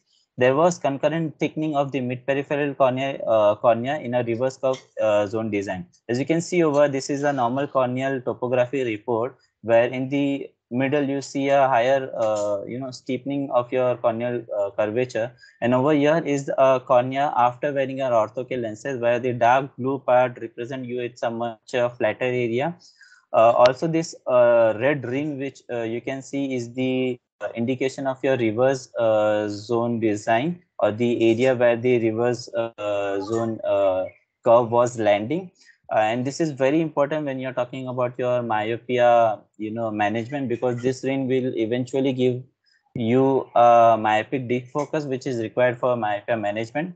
And this black ring which you see is obviously your pupil over here. These changes occur with no apparent change to the posterior corneal curvature. Obviously we are touching only the anterior part of the cornea. It was the corneal epithelium cell that were affected in same manner by fluid pressure. Just take a note of this thing. It's a fluid pressure effect before mentioned tear film force. So because of the tear film force and the flatter part of your orthocal lenses in the optical zone, all the epithelium hydraulically shifted toward the reverse zone area, thus giving you a flatter or central zone of your cornea. The first zone, obviously I mentioned the four zone. First is the BOZR, second reverse curve area, the semi-peripheral ring you can see over here, we call it as a reverse curve area. The third clearer part you see, this is the alignment curve, and the fourth is your edge lift or your peripheral curve. So just talking about all of this curve in detail. So the first one, which we call as a BOZR or optical zone, it is flatter than your corneal radius. Obviously we have to create a flattening of your central corneal epithelium, create compression of central corneal epithelium. Purpose is to create a treatment zone of 5 mm and more. Obviously the higher the treatment zone, the more the comfort will be there, because at night if the treatment zone is very less, you will see all the halos, and when you have to take a close look of the treatment zone and your pupillary dia to give you a more visual comfort. Only it is used for the compression of cornea and not considered as a fit factor. So the work of your optical zone is only for the compression. It is not considered as a fit factor, because the fit factor which we consider is only for the alignment zone. Usually compress more toward a hyperopic like plus 0.75 diopter. Example, if the refractive error of your patient is -2 diopter, I will get a ortho compression of -2.75 diopter. So suppose if you are having a patient which is having an error of -2 diopter, so if you select a ortho lenses which is having a target power of -2 diopter, but internal the calculation is done in that way that if a -2 diopter orthocal lens that patient wear, it will get a compression of -2.75 diopter, means 0.75 diopter, it will compress more. And why it is done? Because when you remove your lenses, when you wake up in the daytime, okay, when you remove your lenses, there is certain bounce back of your cornea happen because of the pressure of your orthocal lenses, and it is considered to be around 0.75 to 1 diopter. So generally, all the orthocal lenses company, either it's from Seed or from, it's from either from Euclid or Paragon or any other companies, there are so many available right now in the market. They all having the power of their orthocal lenses either plus 0.75 or plus 1. Okay, so if you can see trial lens over here, the power of my ortho-K or the breatho correct is mentioned over here, which is plus 0.75. Okay, so if you measure your ortho-K lens power, it will be plus 0.75, but obviously the target power or the compression which is going to give, it's mentioned over here, which is 3.5. So there are two power which we have to consider while doing the ortho-K fitting. So BOZR have a power of plus 0.75 already mentioned, and it is done to compensate the amount of power change while the lens is removed in the morning. The second curve is the reverse zone. I already mentioned what is the use of it thing. It is 3 to 5 diopter more steeper than your BOZR. Obviously, you have to provide the area where the epithelium and the intercellular fluid can accumulate. Create an annulus of tear reservoir, typically 0.6 to 1.5 mm wide, inducing a negative pressure. It helps in inducing a negative pressure where the positive pressure is created by BOZR. Allow migration of epithelium cell and intercellular fluid. Use a very important factor in myopia controlling system. As I told you earlier, this part will give you a myopic defocus, which is important for your myopia management. The curve zone is very interesting. Obviously, it was introduced later, and someone think like we have to have one zone which is like the base curve of that zone should match the base curve of the cornea, so we can get a proper alignment and centration. It closely aligns the peripheral cornea, providing a bearing zone flatter than the reverse zone area. Obviously, the reverse zone area is more steeper. Main function is to optimize lens centration. So lens centration is taken care by the third zone, which is alignment zone only. It is generally 2 to 2.5 mm wide, depending upon the lens design and the company. And it work is only for the centration. It does not do anything else. Just is take care for the centration and the movement of your contact lenses, of your orthocal lenses. Third zone, obviously the very important zone, flattened in the alignment curve, providing edge lift, slightly tighter than the conventional GP lenses. Obviously, there should be not more than 2 mm of your movement, because we have to create a proper treatment zone. Comfort, movement, tear, and debris exchange are taken care by your edge lift or your fourth curve zone area. So this is an example how typical, the parameters of an ortho-K look like. Let me explain you one by one. The FT is, the full form of FT is fitting curve, or this is also called as the alignment zone parameter. So the things over here which we will measure or which we will see is the parameter of your alignment zone. Okay, so this parameter will take care of the fitting profile of your ortho-K lenses. This is in the diopter form and this is in the mm form. Again, TP is the target power which you will be calculating or which you will be selecting. Like if your patient is having a refractive error of -1 or -2 diopter, the target power you have to calculate. Obviously, there is certain formula for calculating the target power. Again, base curve is the base curve of your treatment zone. It is not the base curve of your ortho-K lenses. Okay, 8.82 mentioned over here is the base curve of your BOZR or the treatment zone, the first curve area.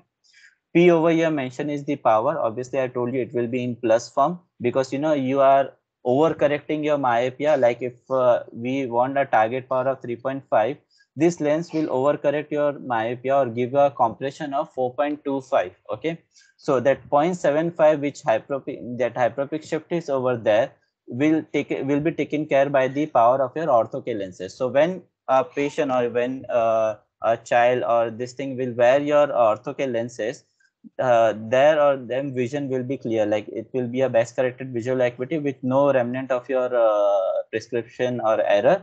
So that how you can do a over refraction, like if a patient is wearing these lenses and it's getting a over refraction of any certain diopter, you can do a calculation according to that.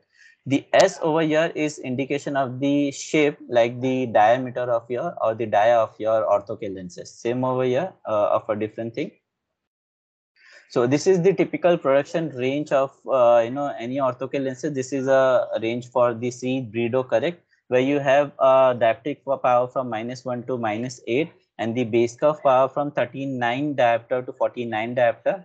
And this thing in the yellow is mentioned over here is for the trial set, where you can get a trial set of full like the 60 piece trial set, which I am using currently right now after so much of practice, and where you can start with a normal trial set also of 12 lens with any power, like you can select -4 or -3 with like 12 to 14 base curve, and you can go ahead with your practice.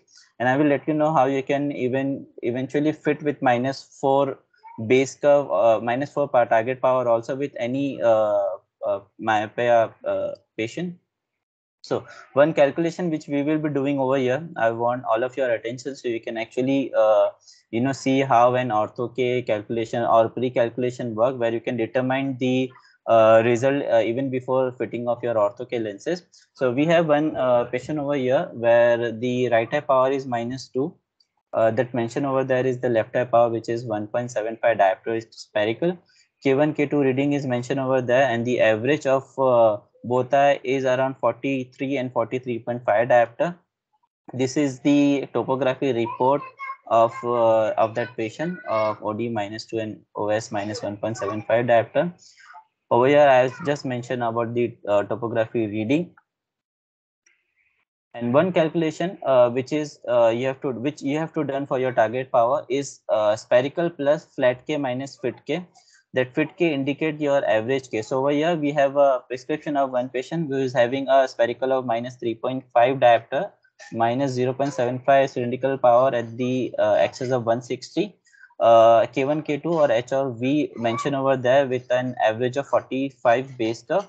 So how we will calculate the target power in this case? So the formula mentioned over there, you have to just place all the power in that formula, where in this case the spherical is -3.5 plus your flat K in this case is 44.50 diopter minus your fit K, which is your average K, will eventually give to 45 diopter.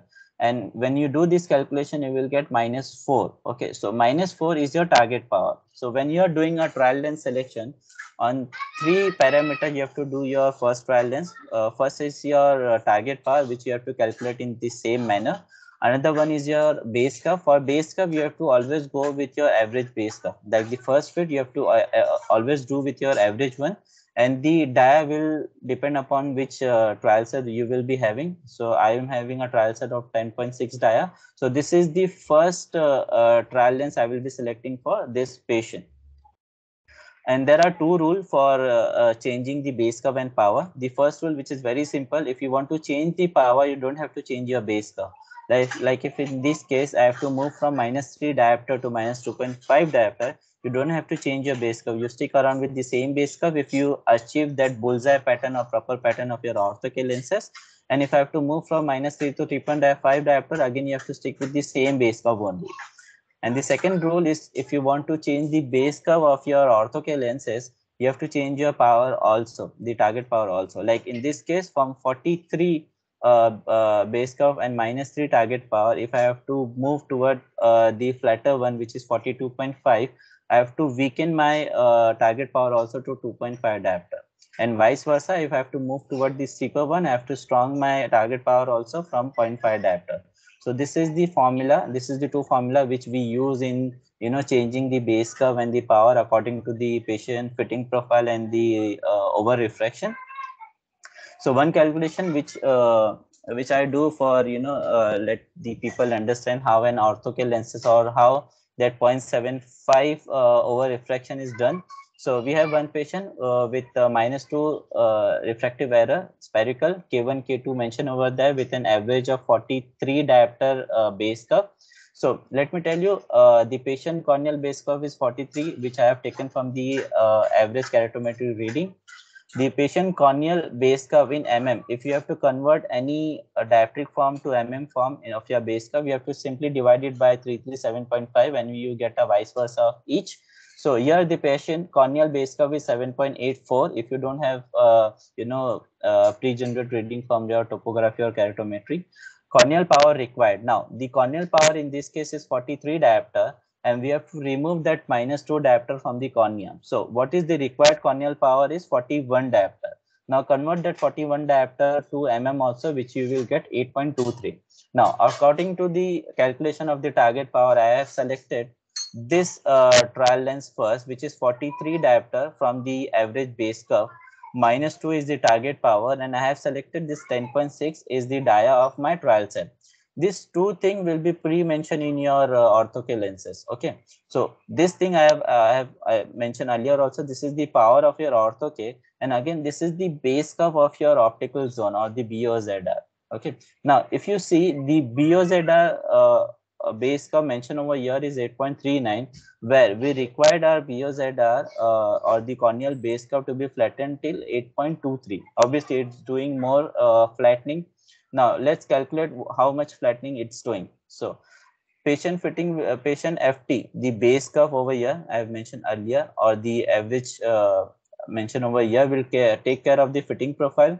Convert trial length base curve to dioptric form. Again, if you convert this base curve in a diopter form, again the simple rule 337.5 divided by 8.39 will give you 40.25.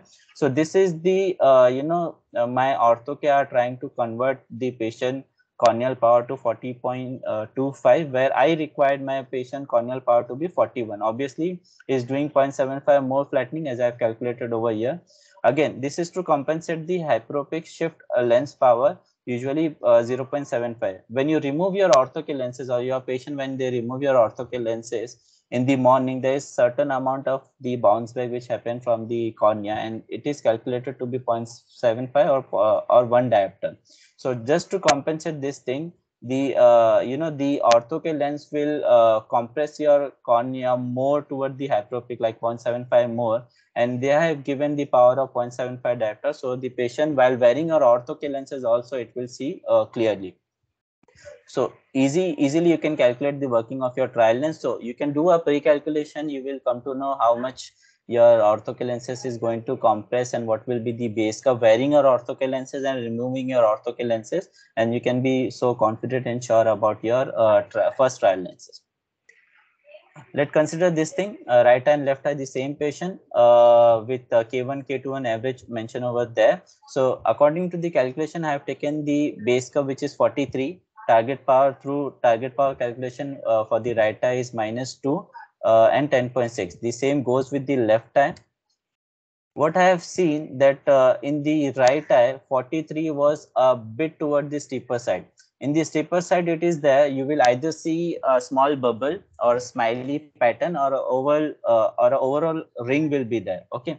So if it is on the steeper side over there, if it's mentioned, you have to just shift on the flatter side from 43 to 42.5.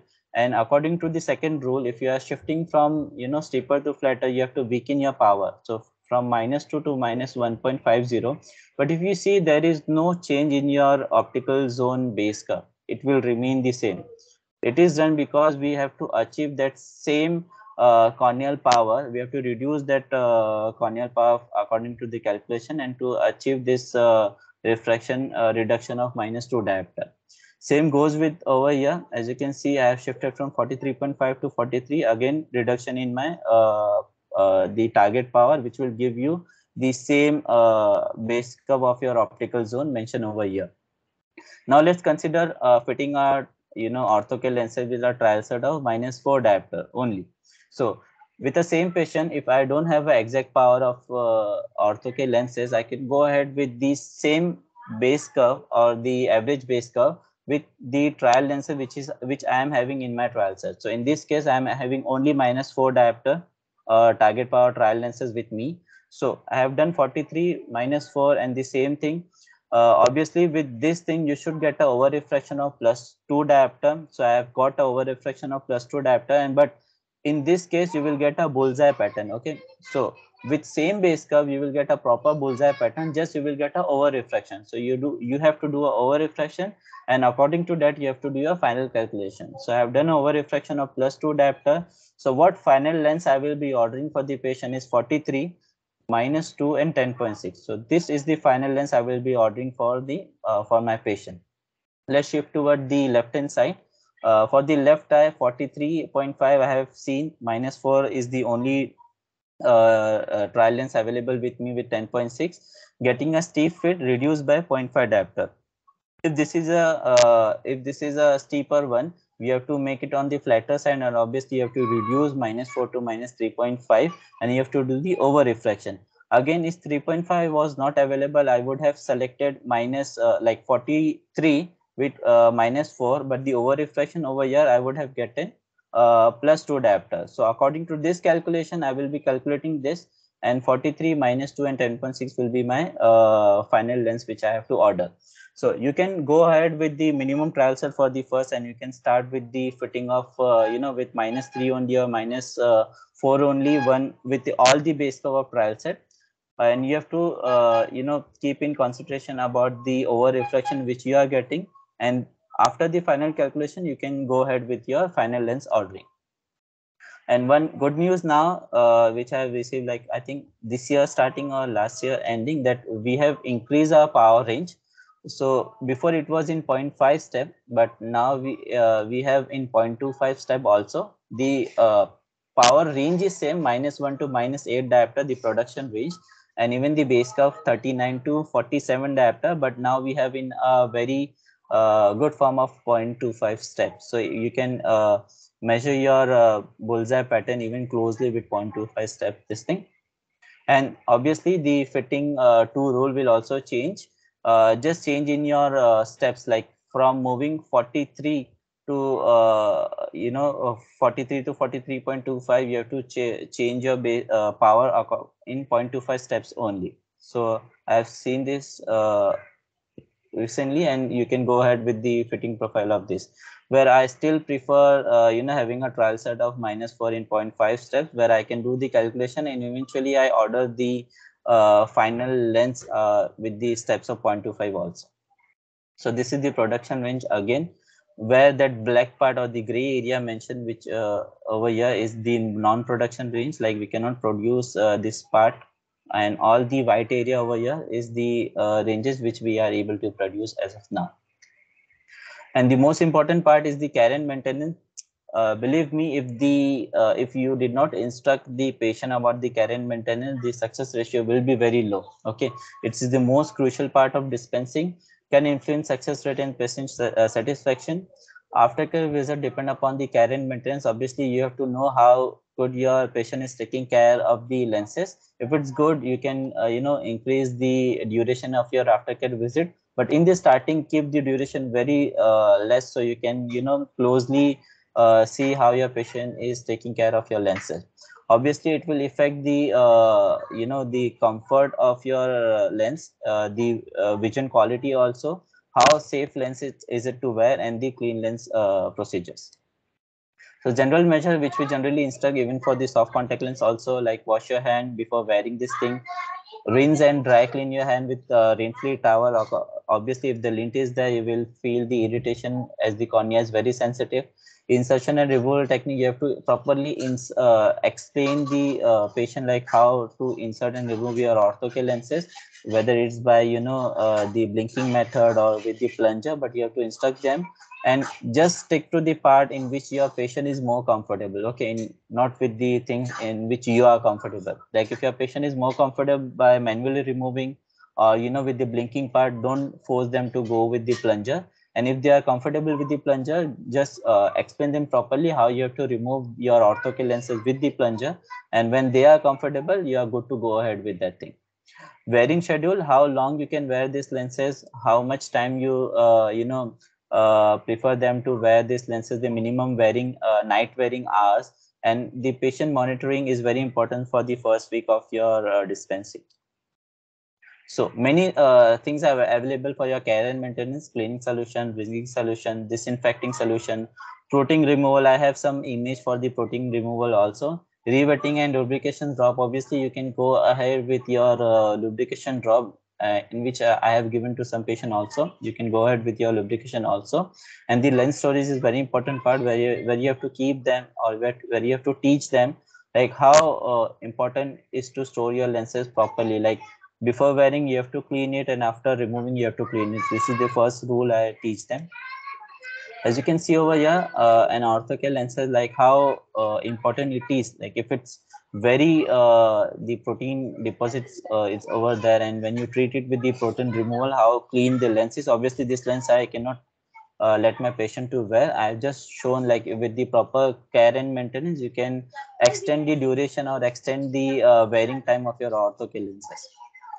So replacement schedule, I usually prefer like 1 year. After 1 year, we usually test how the quality or the surface quality of orthocal lens is.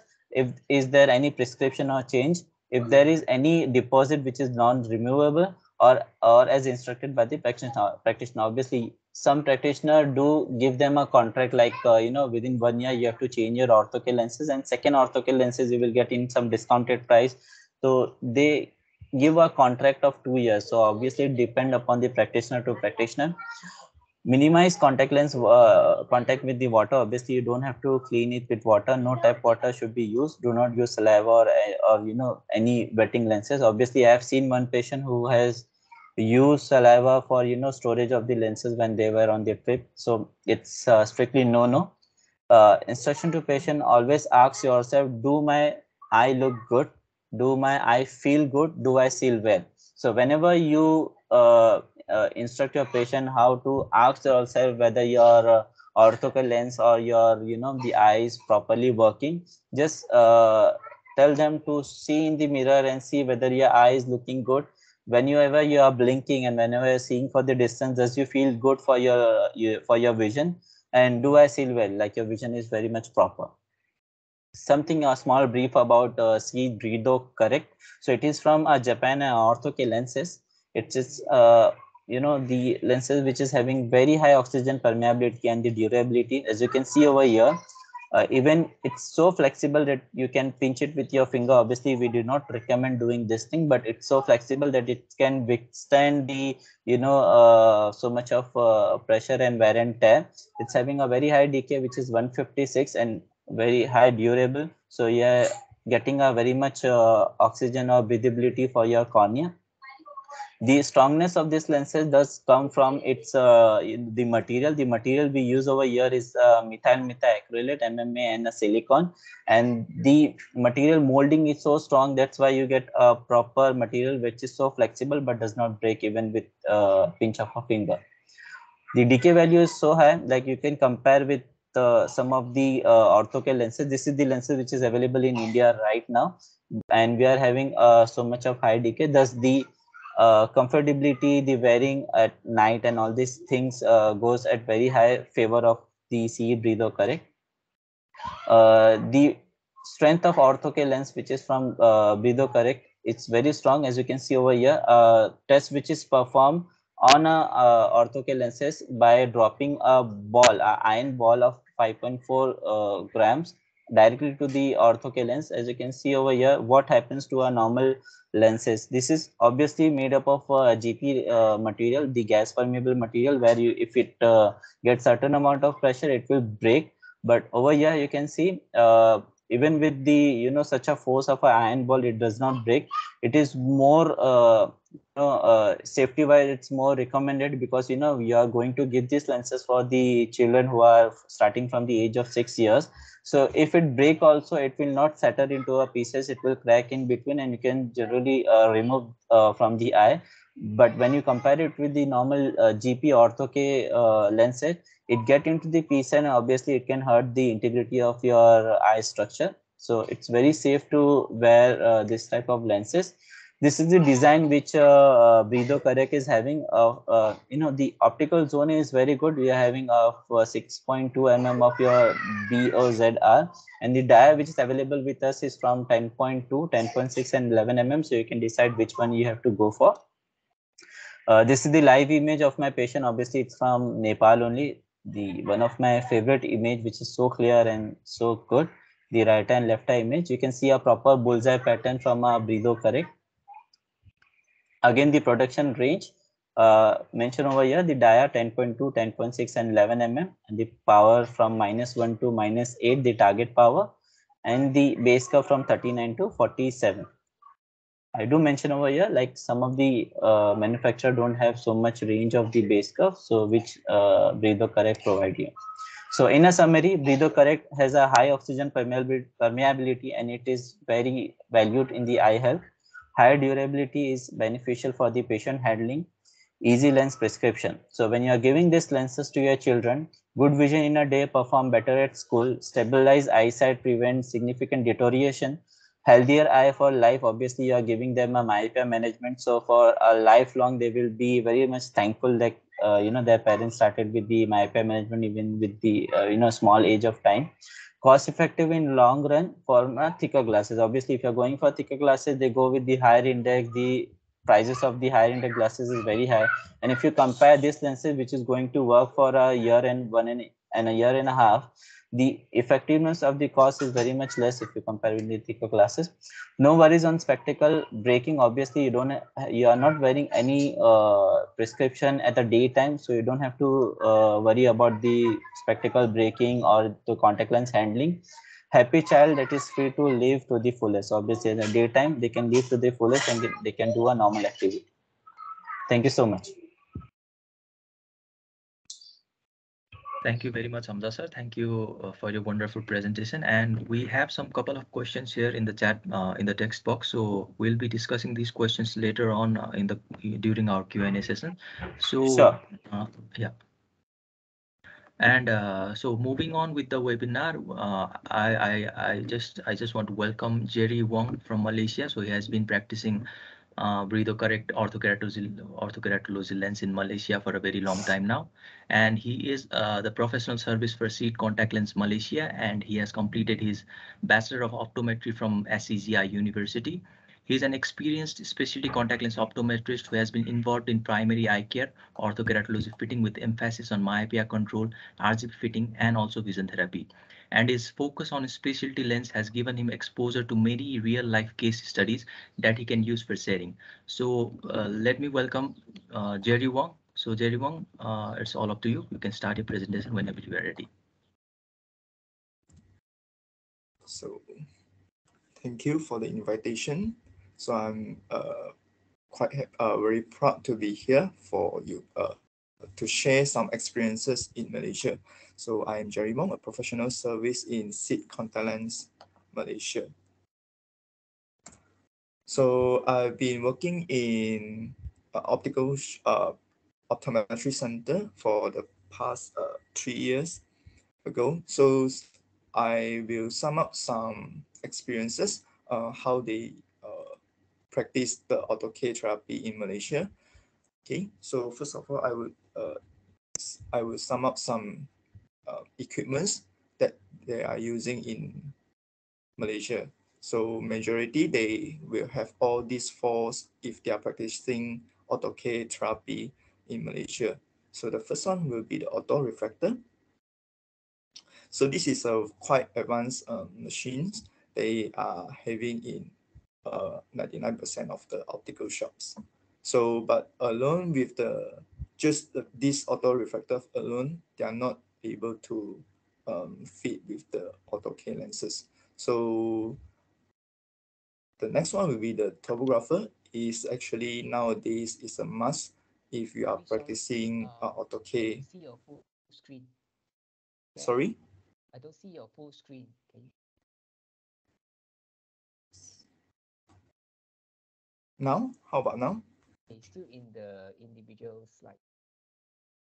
I actually in a presented view now. It's okay. So I think now your slide is how BOC is fitted in Malaysia. This time was the... Okay. How about now? No, it's still not sharing. It's okay, never mind. I think you just go ahead and then I will cue you with, on slide number 2 now. Okay. So because the back to the topographer.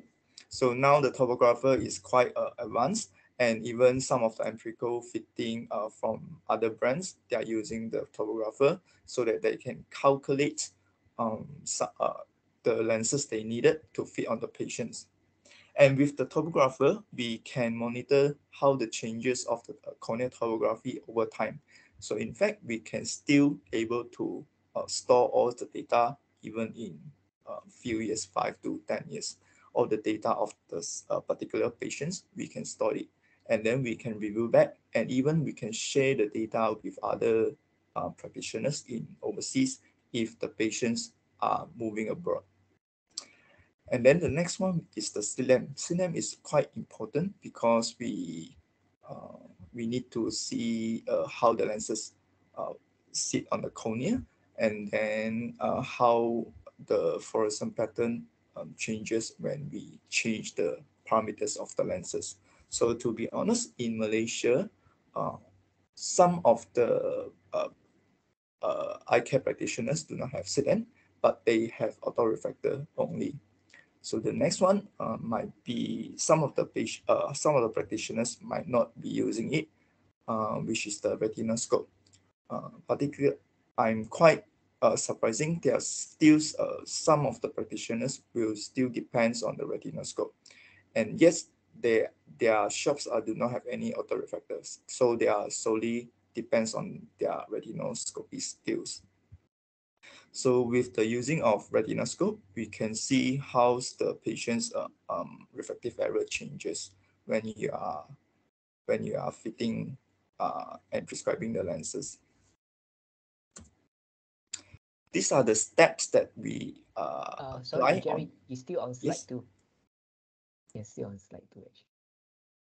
So yeah, you're not on presenter mode actually. Or you just shift to the next slide. Okay, you have shifted the next slide. But okay. Yes, now. Yes, Yeah. Okay. So these are the few steps that we apply in most of the general practice which practice the AutoCare therapy. Okay. So the first one is the consultation.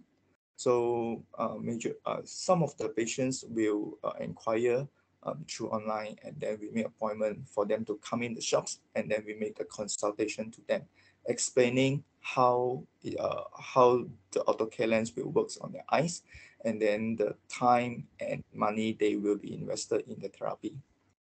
And then we will do the assessment if they are agreed and proceeding with the therapy. So in assessment, we will do the refractive assessment and also ocular assessment so that we can compare and select the patients who is qualified for the AutoCare therapy. After the assessment, we will trial fit them. So unless some of them will go for empirical fitting, but majority we will quite a number of the practitioners will have at least one set of trial lens from one brand, certain brand. Okay, then they will select the lenses, and then they will trial fit the patients. So after they determine the most close parameters, then they will fit the patients, and then they will close eyes for at least 45 minutes, depends on the availability of the space and also their times. So after having them to close their eyes, then they will recheck the refractive error again, so to see how much is actually reduced from the original refractive error. Okay.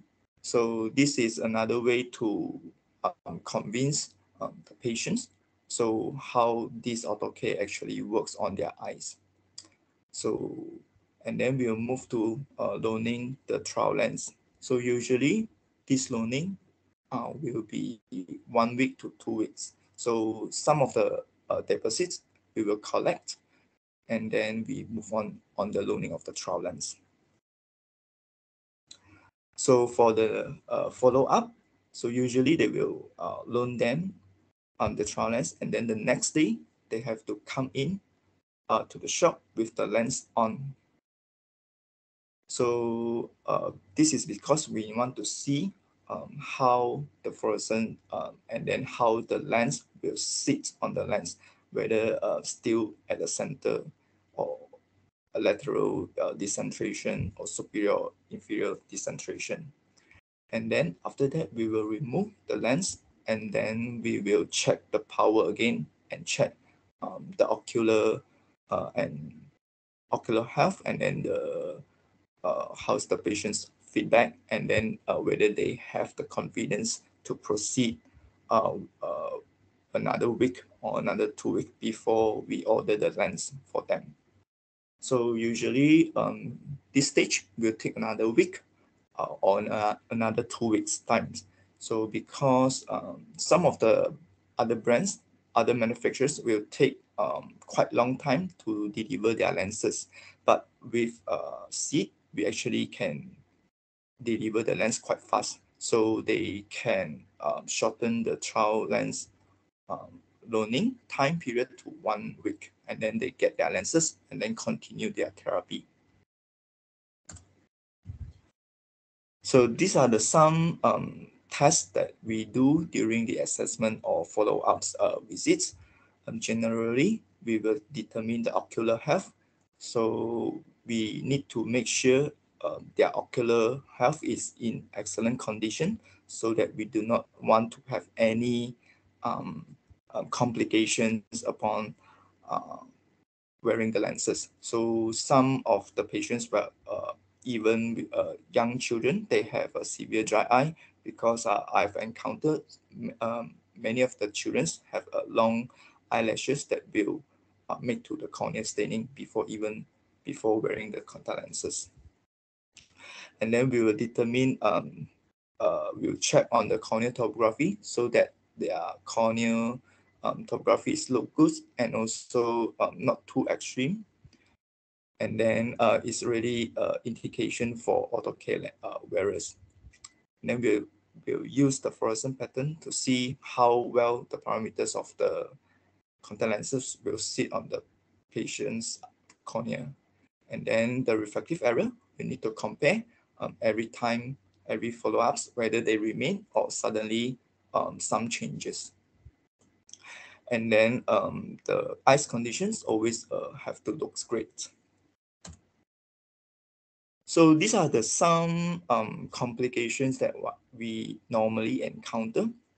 So the first one is the corneal superficial keratitis, or we call it corneal staining.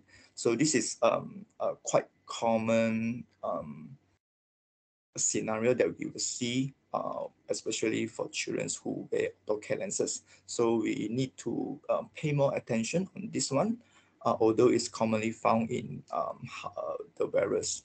So some factors will be like lens too flat. So we need to make sure the lens is not too flat on the corneas.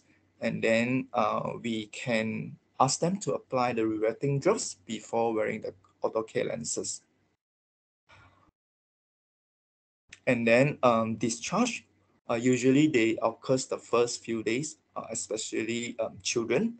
So I've encountered some of the children, they will follow up in the morning. They have some discharge on their eyes, and then we clean it, and then we ask the patients if in their house, then they need to clean their face and eyes after removing the contact lenses.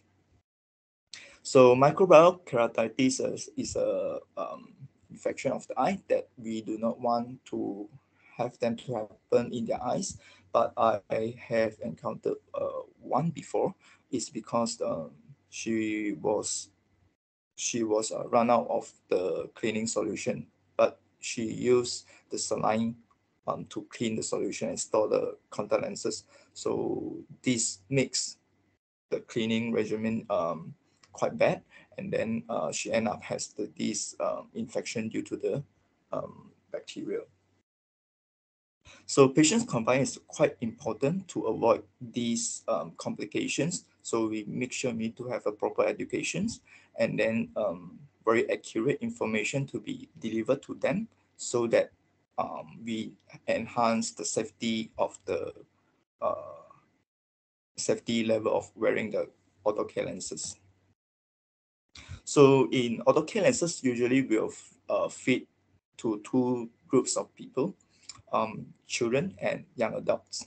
So in children, we emphasize more on myopia control. So we need to consider their age and onset of the myopia. So usually in Malaysia, we start, some of the patients start younger, 5 years and above, as long as they can take care of their eyes and their parents can put a lot of effort and time to take care of their children with the orthocal therapy. And then we need to calculate and let them know how's the progression of myopia over duration, let's say 1 year. So what is the increase of their myopia? And then we explain the options of the myopia management, what are the types that or tools that we use, and how's the benefits of these wearing Orthocal or some others, and then let them choose which one is better. So for young adults, we usually will ask them their daily activities, okay, whether they need the spectacle-free situation. So some they have a very extreme exercises and contact lens is not recommended. Then we will ask them to Orthocal. Then because they sleep with Orthocal at night, and then in daytime they will be spectacle-free. And then if the young adults is considering whether they will do LASIK surgery in future, then we can recommend it, them with this reversible way to substitute the LASIK surgery. And Orthocal is actually can act as a vision correction tool. So, and some of the practitioners nowadays, they are creating a public awareness through their social media advertisement, solely based on their shops advertisement in Facebook and YouTube's. So they will give some Smith explain some Orthocal lenses about, and then they will share some successful cases and emphasizing on the safety of using the Orthocal lenses. And because parents nowadays some are still not aware about the existence of the Orthocal lenses. So by doing this, we create a message to them saying that Orthocal is available and how they can work with their children. And majority, they have the clinical setup of their optometry centers. So for their new patients who enter in their shops, they can know how they work with the checking eyes, okay? And we put a lot of patience and investment on whether the practice on social ads to explain how Orthocal can benefit and how Orthocal will work for their children in controlling myopia. So because of the awareness, the patient will approach to the shop or the optometry centers. Then we will still need to put some time and effort to explain and have the clearly information about Orthocal to be delivered to them so that they really understand how it works and what are the advantages. And then we also can point out the refractive error and how they can benefit for the patients. So in lens care, we can use the hydrogen peroxide, which can be daily clean. And for some of the practitioners, they are using Boston, which available with a cleaner and conditioning solution, can be as the disinfectant solution. And they also have the reflecting eye drops, and they have the enzymes cleaner as well.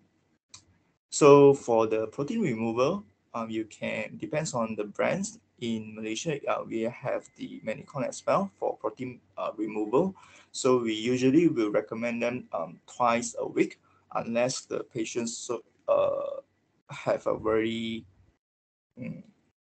dirty lenses, then we will change once a week for them. So there are some videos that actually showing quite good, then we can display on our shops and also in our Facebook social media ads. So on education of wearing lenses, so these are some ways that we can recommend them and teach them how to wear and remove the contact lenses. So either we use the finger or we have another tools, construction, so easier for them to remove. So usually removal and wearing.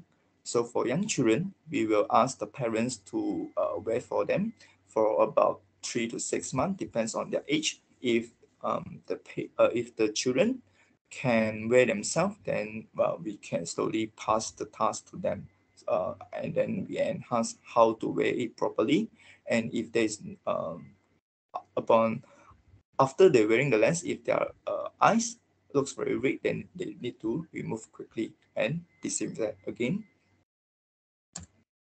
So these are the some nuggets of wisdom you all can take notes. So we make sure they are happy and returning patients and has a lesser dropout cases. Especially we do not want to release our patients to other shops or other competitors, or because of some complications. So we do not want that happen. And we select the patients, filter the patients, whether they are suitable for contact lenses wears. And proper patients education is very important to know why they are wearing and what they are wearing. So how to clean the solutions, how to clean with the solutions. And we can keep all the recordings for each visit, because we sometimes need all the recordings for troubleshooting, why suddenly these patients will have this result, but before that they were so good. Okay, so we need to see what's the problem going on. Some patients will tell some lies that they are wearing every day, but actually it's not. So we need to be well prepared for this as well.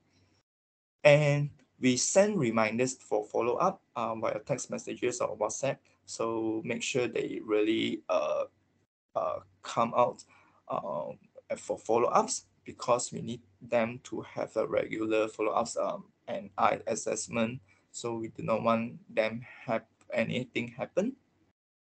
And last point is to maintain a very good relationship with patients, so that whenever have problems, they can immediately call us up, and then we can provide solutions or even check their eyes immediately. Okay, so that's all for my presentation. Thank you. Thank you, Jerry. Thank you very much for your experience, for the experience that you have gained throughout your orthokeratology practice there in Malaysia. So it was, I hope that your experience would really help the new practitioner to start their orthokeratology practice in their respective countries.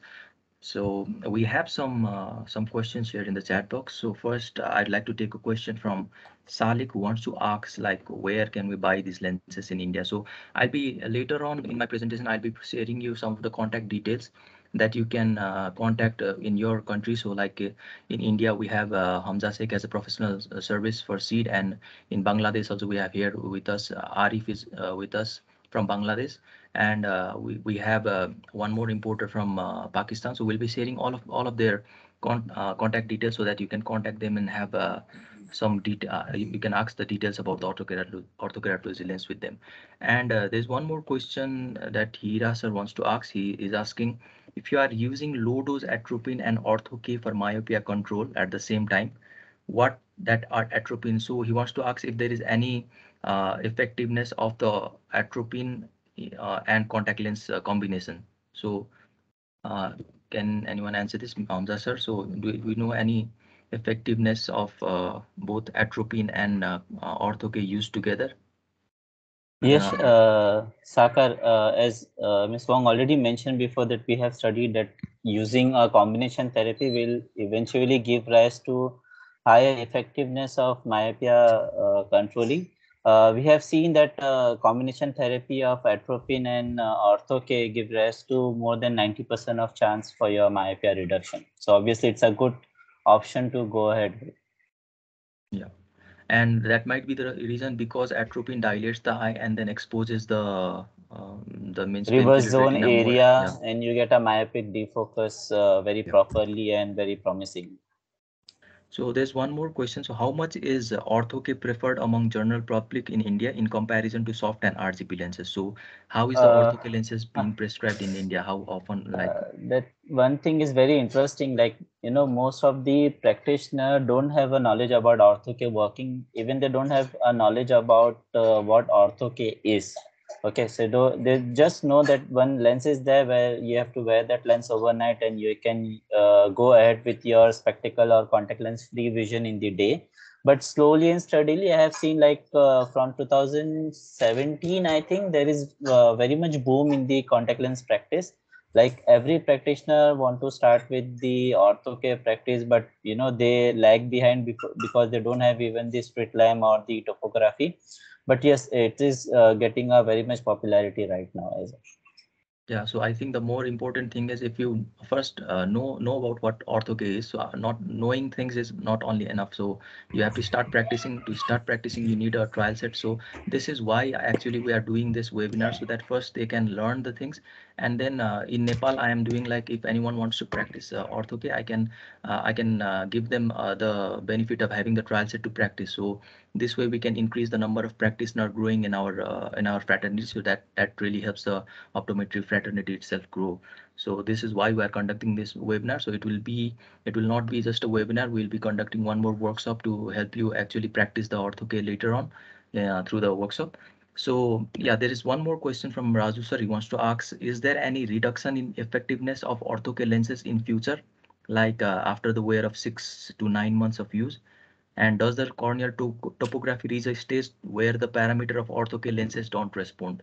So he wants to ask if there any the reduction of effectiveness is less or not. So I try to answer according to my understanding. So my understanding is the lens, Ortho-K lens that you give to the patient, so that has a that can correct a certain number of refractive corrections. So like the refractive correction of -3, if we have to correct it. So the base curve and the base curve of the lens and the base curve of the patient, that is taken into consideration, and that is how the calculations are done to make the base curve of the contact lens. So it cannot correct more than that, and it will not correct less than that. So after about a week or two, it will reach a maximum time of effectiveness, and that will continue throughout the year of wearing of contact lenses. So that is what my understanding is. If anyone wants to Saifar, add I into would this. like to add this in.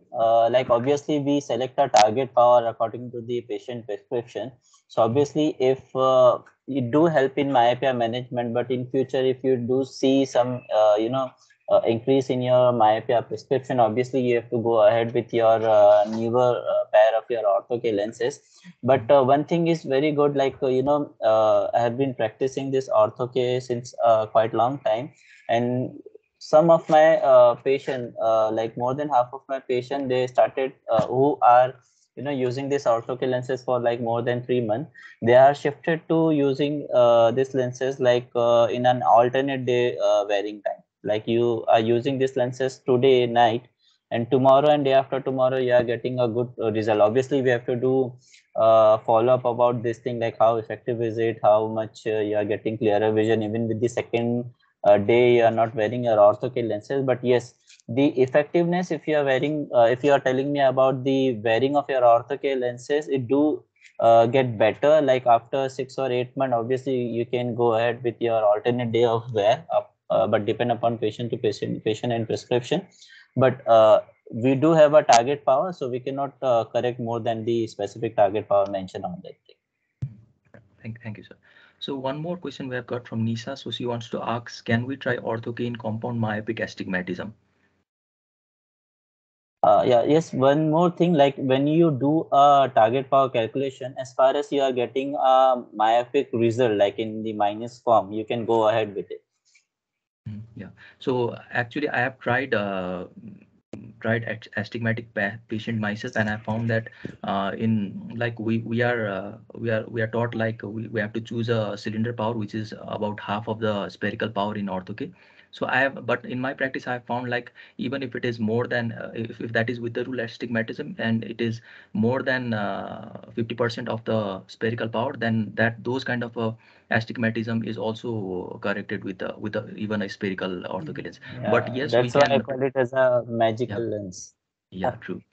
So yeah, we also have toric ortho that we can try on this astigmatic patient, but yeah, we have to look into topography and all those parameters before trying any lenses. So that is the thing that we should first know how their cornea is, what their topography is, and then we can try if we want to go for a spherical or a toric, we have to decide for ourselves. So yes, we can try orthocal lenses even in astigmatic patient.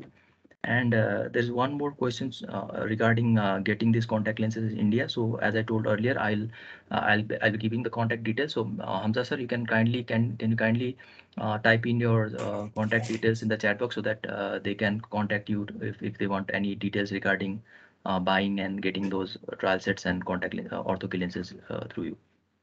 Then I have type in my email ID for that. And you can also email. So I'll later on share my slide with you, and you can contact there if you have any questions regarding how to get the contact lenses there in your region. Yeah, and there is one more question. He asks how to calculate myopia progression over a duration. So how do we actually calculate how the myopia is progressing? So this is the question from one of our participants. Okay, so if you're talking about calculating myopia progression over the duration, like you have to closely look for the follow-up. Like when your patient is coming to you, you have to see what are their refractive power. Obviously, if patient is on a proper ongoing ortho-K therapy, you will be doing your refraction after removal of your ortho-K lenses. So you have to just kindly note down like every month or every alternate month, and then you can do your calculation about the myopia progression.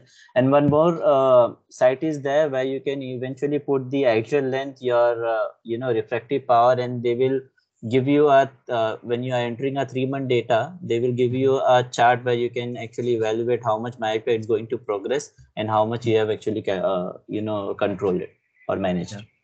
So basically, we have to know what their axial length is progressing and how their refractive area is progressing. So that is how we can know how their myopia is progressing, right? Yes.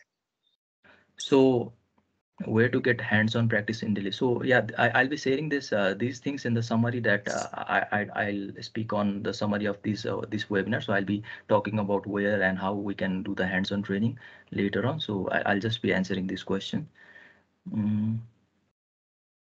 So yeah, I think can we get offline training in Mumbai? So yeah, we can discuss these things later with Hamza sir.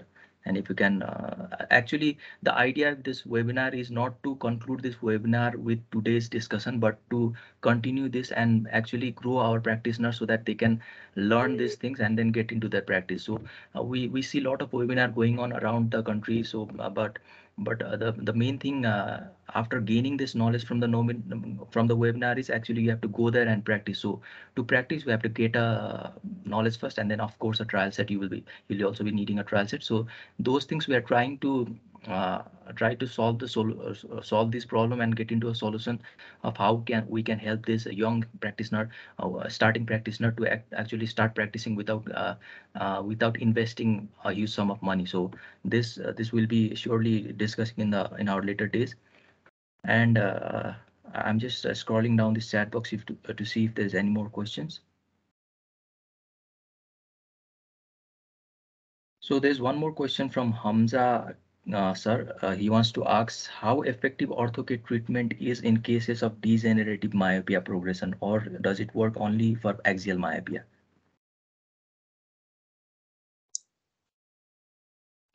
Yeah, so I think according to my understanding, because the Ortho-K is designed to create a myopic defocus and stop the progression of axial length of the eyeball. Because normally, if we give a normal correction, is the hyperopic defocus creates the elongation of the eyeball. So that is what we are trying to correct through all these tools of myopia, like even center distance, multifocal, even Edof lenses. So we are trying to stop this axial length elongation. So That is why Ortho is effective in reducing axial myopia. But I'm not sure about myopia progression, degenerative myopic progression. If anyone wants to answer this, if it really helps by wearing Ortho lenses. I would like to say that mostly we do this myopia management by axial length only. Obviously, degenerative myopia are usually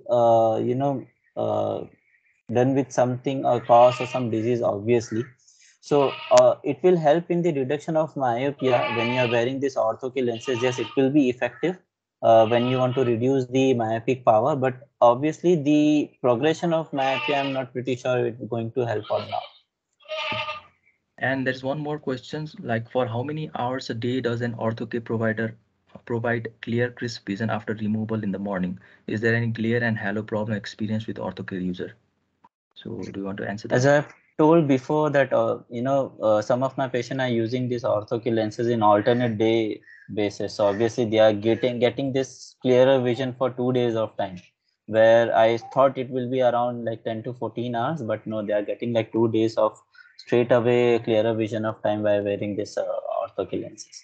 So it's obviously different from patient to patient and the refractive powers also. So you have to closely do your follow up for that. Okay. So I'll just want to share some of my slides. I don't have many slides, but I'll be summarizing today's webinar, and I'll be speaking on what we can do after this webinar, how we can actually increase the number of practitioner practicing orthokeratology and other specialty lenses. So Stephen, is it okay to share the slides? Yeah. Yeah, definitely. Can you share your end, or I'm gonna share my video now? Can you can you see my ready. slides? Yes, I can see the slides. Yeah, so as I told, I don't have many slides, but I'll be speaking, I'll just be giving a brief summary about why we did this webinar and what exactly we're trying to do after this webinar. So my name is Sakar Subedi. I am an optometrist in Nepal, and I've been practicing orthokeratology recently due to help from Hamza sir and of course Stephen and Jerry. There are we talk a lot about how I talk a lot of my cases with them to help me practice orthoke. So actually, to start orthokeratology, the first thing that you have to know is first thing you have to do is to learn and then ask questions again and again and again until you don't understand. So this is the first step of learning anything. So in orthokeratology also, this is what we have to do. So first we have to learn. If you get our answers, we try to ask other mentors and other people who are already practicing. If you do not get any answers, internet is there, so it is a very best friend of ours. So today we can find anything on internet. So a self-study also helps a lot. So during my days of learning, I'm still learning. I ask my mentors, my other people who are practicing orthokeratology, and I recheck those facts to actually see if they are telling the truth or not. So we might be wrong during our teachings, some people might tell something else, but you have to fact check and self-learn to check if the things you are learning is okay or not, is right or not. So this is the first step of learning. First you have to learn, ask again and again until you do not understand it, and then once you have learned everything, you should put it into practice and then understand it more. So until and unless you do not get a hands-on practice, like if you do not get the lenses in your hand and put the lenses over the patient's cornea, you'll not be knowing how to do it at all. So only just by attending webinars and knowing about the anatomy of the orthocal lenses and what complication it brings and how to fit it, just by learning it on a webinar, it will not be helpful at all. So this is why we want to give you a hands-on training. So we have many participants from India, Bangladesh, Nepal, as well as Pakistan, where we have filled up a form. We also have few participants from Maldives. So what we are trying to do is we are trying to create a community of optometrists whom we can help by creating this community. So if anyone has any problem, like in Nepal, I am trying to give a trial set at no cost at all to help them practice. So if you are in Nepal and want to start orthokeratology, you do not know anything, you can just contact me and you can get a hands-on training. You can have a trial set with you, and then I can help you get that confidence in you to that initial confidence in you to actually get started with orthokeratology. And one of the few things that that I found during people that filled the webinar form is they say there are not many patients to practice on, and they do not have the setup to practice on. So regarding this thing, what I want to tell is how I started. I started my orthokeratology practice by first telling people about this. So I started writing articles on Google. I started making YouTube videos on what is orthokeratology and where you can contact to find your practitioner who practices orthokeratology. So those kind of articles and videos really help me to gain patient directly in contact with me. So lots of patient today calls me by watching my videos on YouTube, by reading my articles on Google. So these things you have to know to gain your patient basis. So first you have to know how to do it, and then you have to know how to market yourself and get into your patients directly. So this is how you the process of learning is. And the last thing is, once you gain your knowledge, you have to share those things that will help you improve more and more. So this is a continuous cycle that you have to understand, that you learn, you practice, you gain knowledge, you share knowledge, and then you again and again learn these things, and then repeat the cycle again and again. So I think with this webinar, you have understood a little bit, if not, I think you have understood a little bit. And then after the webinar, we'll be conducting hands-on workshop where we'll be gaining even more practice and understanding about how we can fit these lenses, and how we can do myopia management, and myopia control with these lenses. So yeah, this is it. This is the summary about it, and I'll be sharing a test link, a post-webinar test link. This is to just to know that you have understood things that we have told you here. We have spoken that you have actually understood this thing. If you have not understood, we'll be posting this video on our YouTube or social media, and you can once again go through this and then self-learn these things. You have to ask yourself, and you have to ask your mentors about it, and then just give this post webinar test, and then we'll be certifying you. The certification will be accredited by ASCO India itself. So the certification will be provided with you through your email, and we'll also be providing you a workshop certificate later on, once we conduct a hands-on training program after this webinar. So most probably we'll be doing this around September, and also if possible we'll try to do this both in India and Nepal in a separate place and separate date and timing, so that people from other countries will also benefit from this. So yeah, you can also email any of your queries. If you want to contact later on to know more about orthokeratology, you can always contact me. My personal email address is clinical@eagleeyenepal.com, and you can also send your email to info@eagleeyenepal.com. And here we'll be sharing you email ID and contact details from Hamza sir. And also, if you want to speak with Jerry, you can also we might also share his contact details and email. So this is it for today. If you have any question, you can just type it in the chat box. I'm just scrolling through this if there is any questions here. And Stephen, do you want to add something here? No, I think it's good. Did you see? Can you scroll down to the next slide where you show your email, the third slides? I think we are still on your second slide. Okay, just a minute. Can you see it now? Just a minute. No, still on the Just a second minute. slide.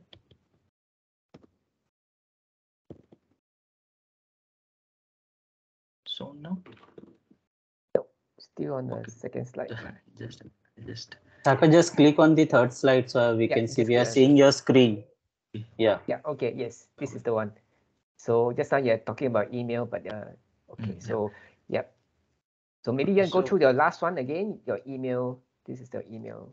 Yeah, so you can contact if you have any queries, or if you want to start orthokeratology and if you are not able to start it due to lack of knowledge. So let there be no barrier in knowledge. Let there be no barrier in language. Like if you have not understood these things in language that we are speaking, like in English, or there might be some chances that we might not understand everything in English, right? So my primary language is not English, so I might not understand what people are telling in English. So if you have this language barrier, you can always contact me. I can I can help you in means explaining all these things in the language that is most suitable to you. So you can always email me for that. That is my email address there, info@eagleinepal.com, and I can also help you connect with all these mentors of mine, Hamza sir, Stephen, and Jerry. Of course, Dr. Wong is there, so we can help you later practice.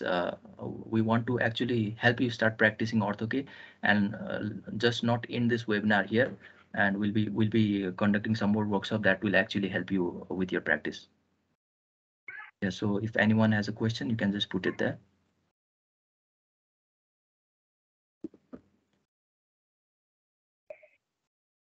Yeah, there's one question she's saying, like, is topography must for ortho fitting? Yeah, in my experience, what I found is Hamza has Saka, yeah. Hamza has replied that on the chat. Yeah, I think Okay, there's one last one. Do we have to email you to get the test link? Yeah, so actually we have your we have your name details, and we'll also see your email address that you have filled it in the form. So if possible, you can email it in info@eagle-eye Nepal, because we will know that way that you have actually been presented in this webinar. So that will help us to certify people that have only been here in this webinar. So kindly email us at this email ID saying that you have participated in the. Steven sir, there was some issue with the form. Like, many people are messaging me on my WhatsApp that they are not able to open that form properly. So can they email me or you directly if they want the certification and all? Yeah. Okay, so I will be sharing like your email ID, or better my email ID, and we'll be forwarding to you. I think just share the one that Saka is sharing right now.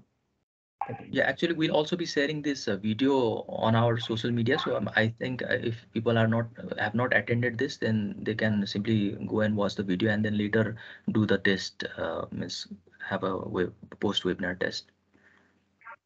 The idea is not to give certificate just like to anyone we get, right? So if anyone is not participating, and if anyone is not going through this webinar, so we do not want to just give on certification to everyone. So this is just to know that you have participated here, and you have actually learned this thing, and we can later on have a workshop there and have some more hands-on training in that session.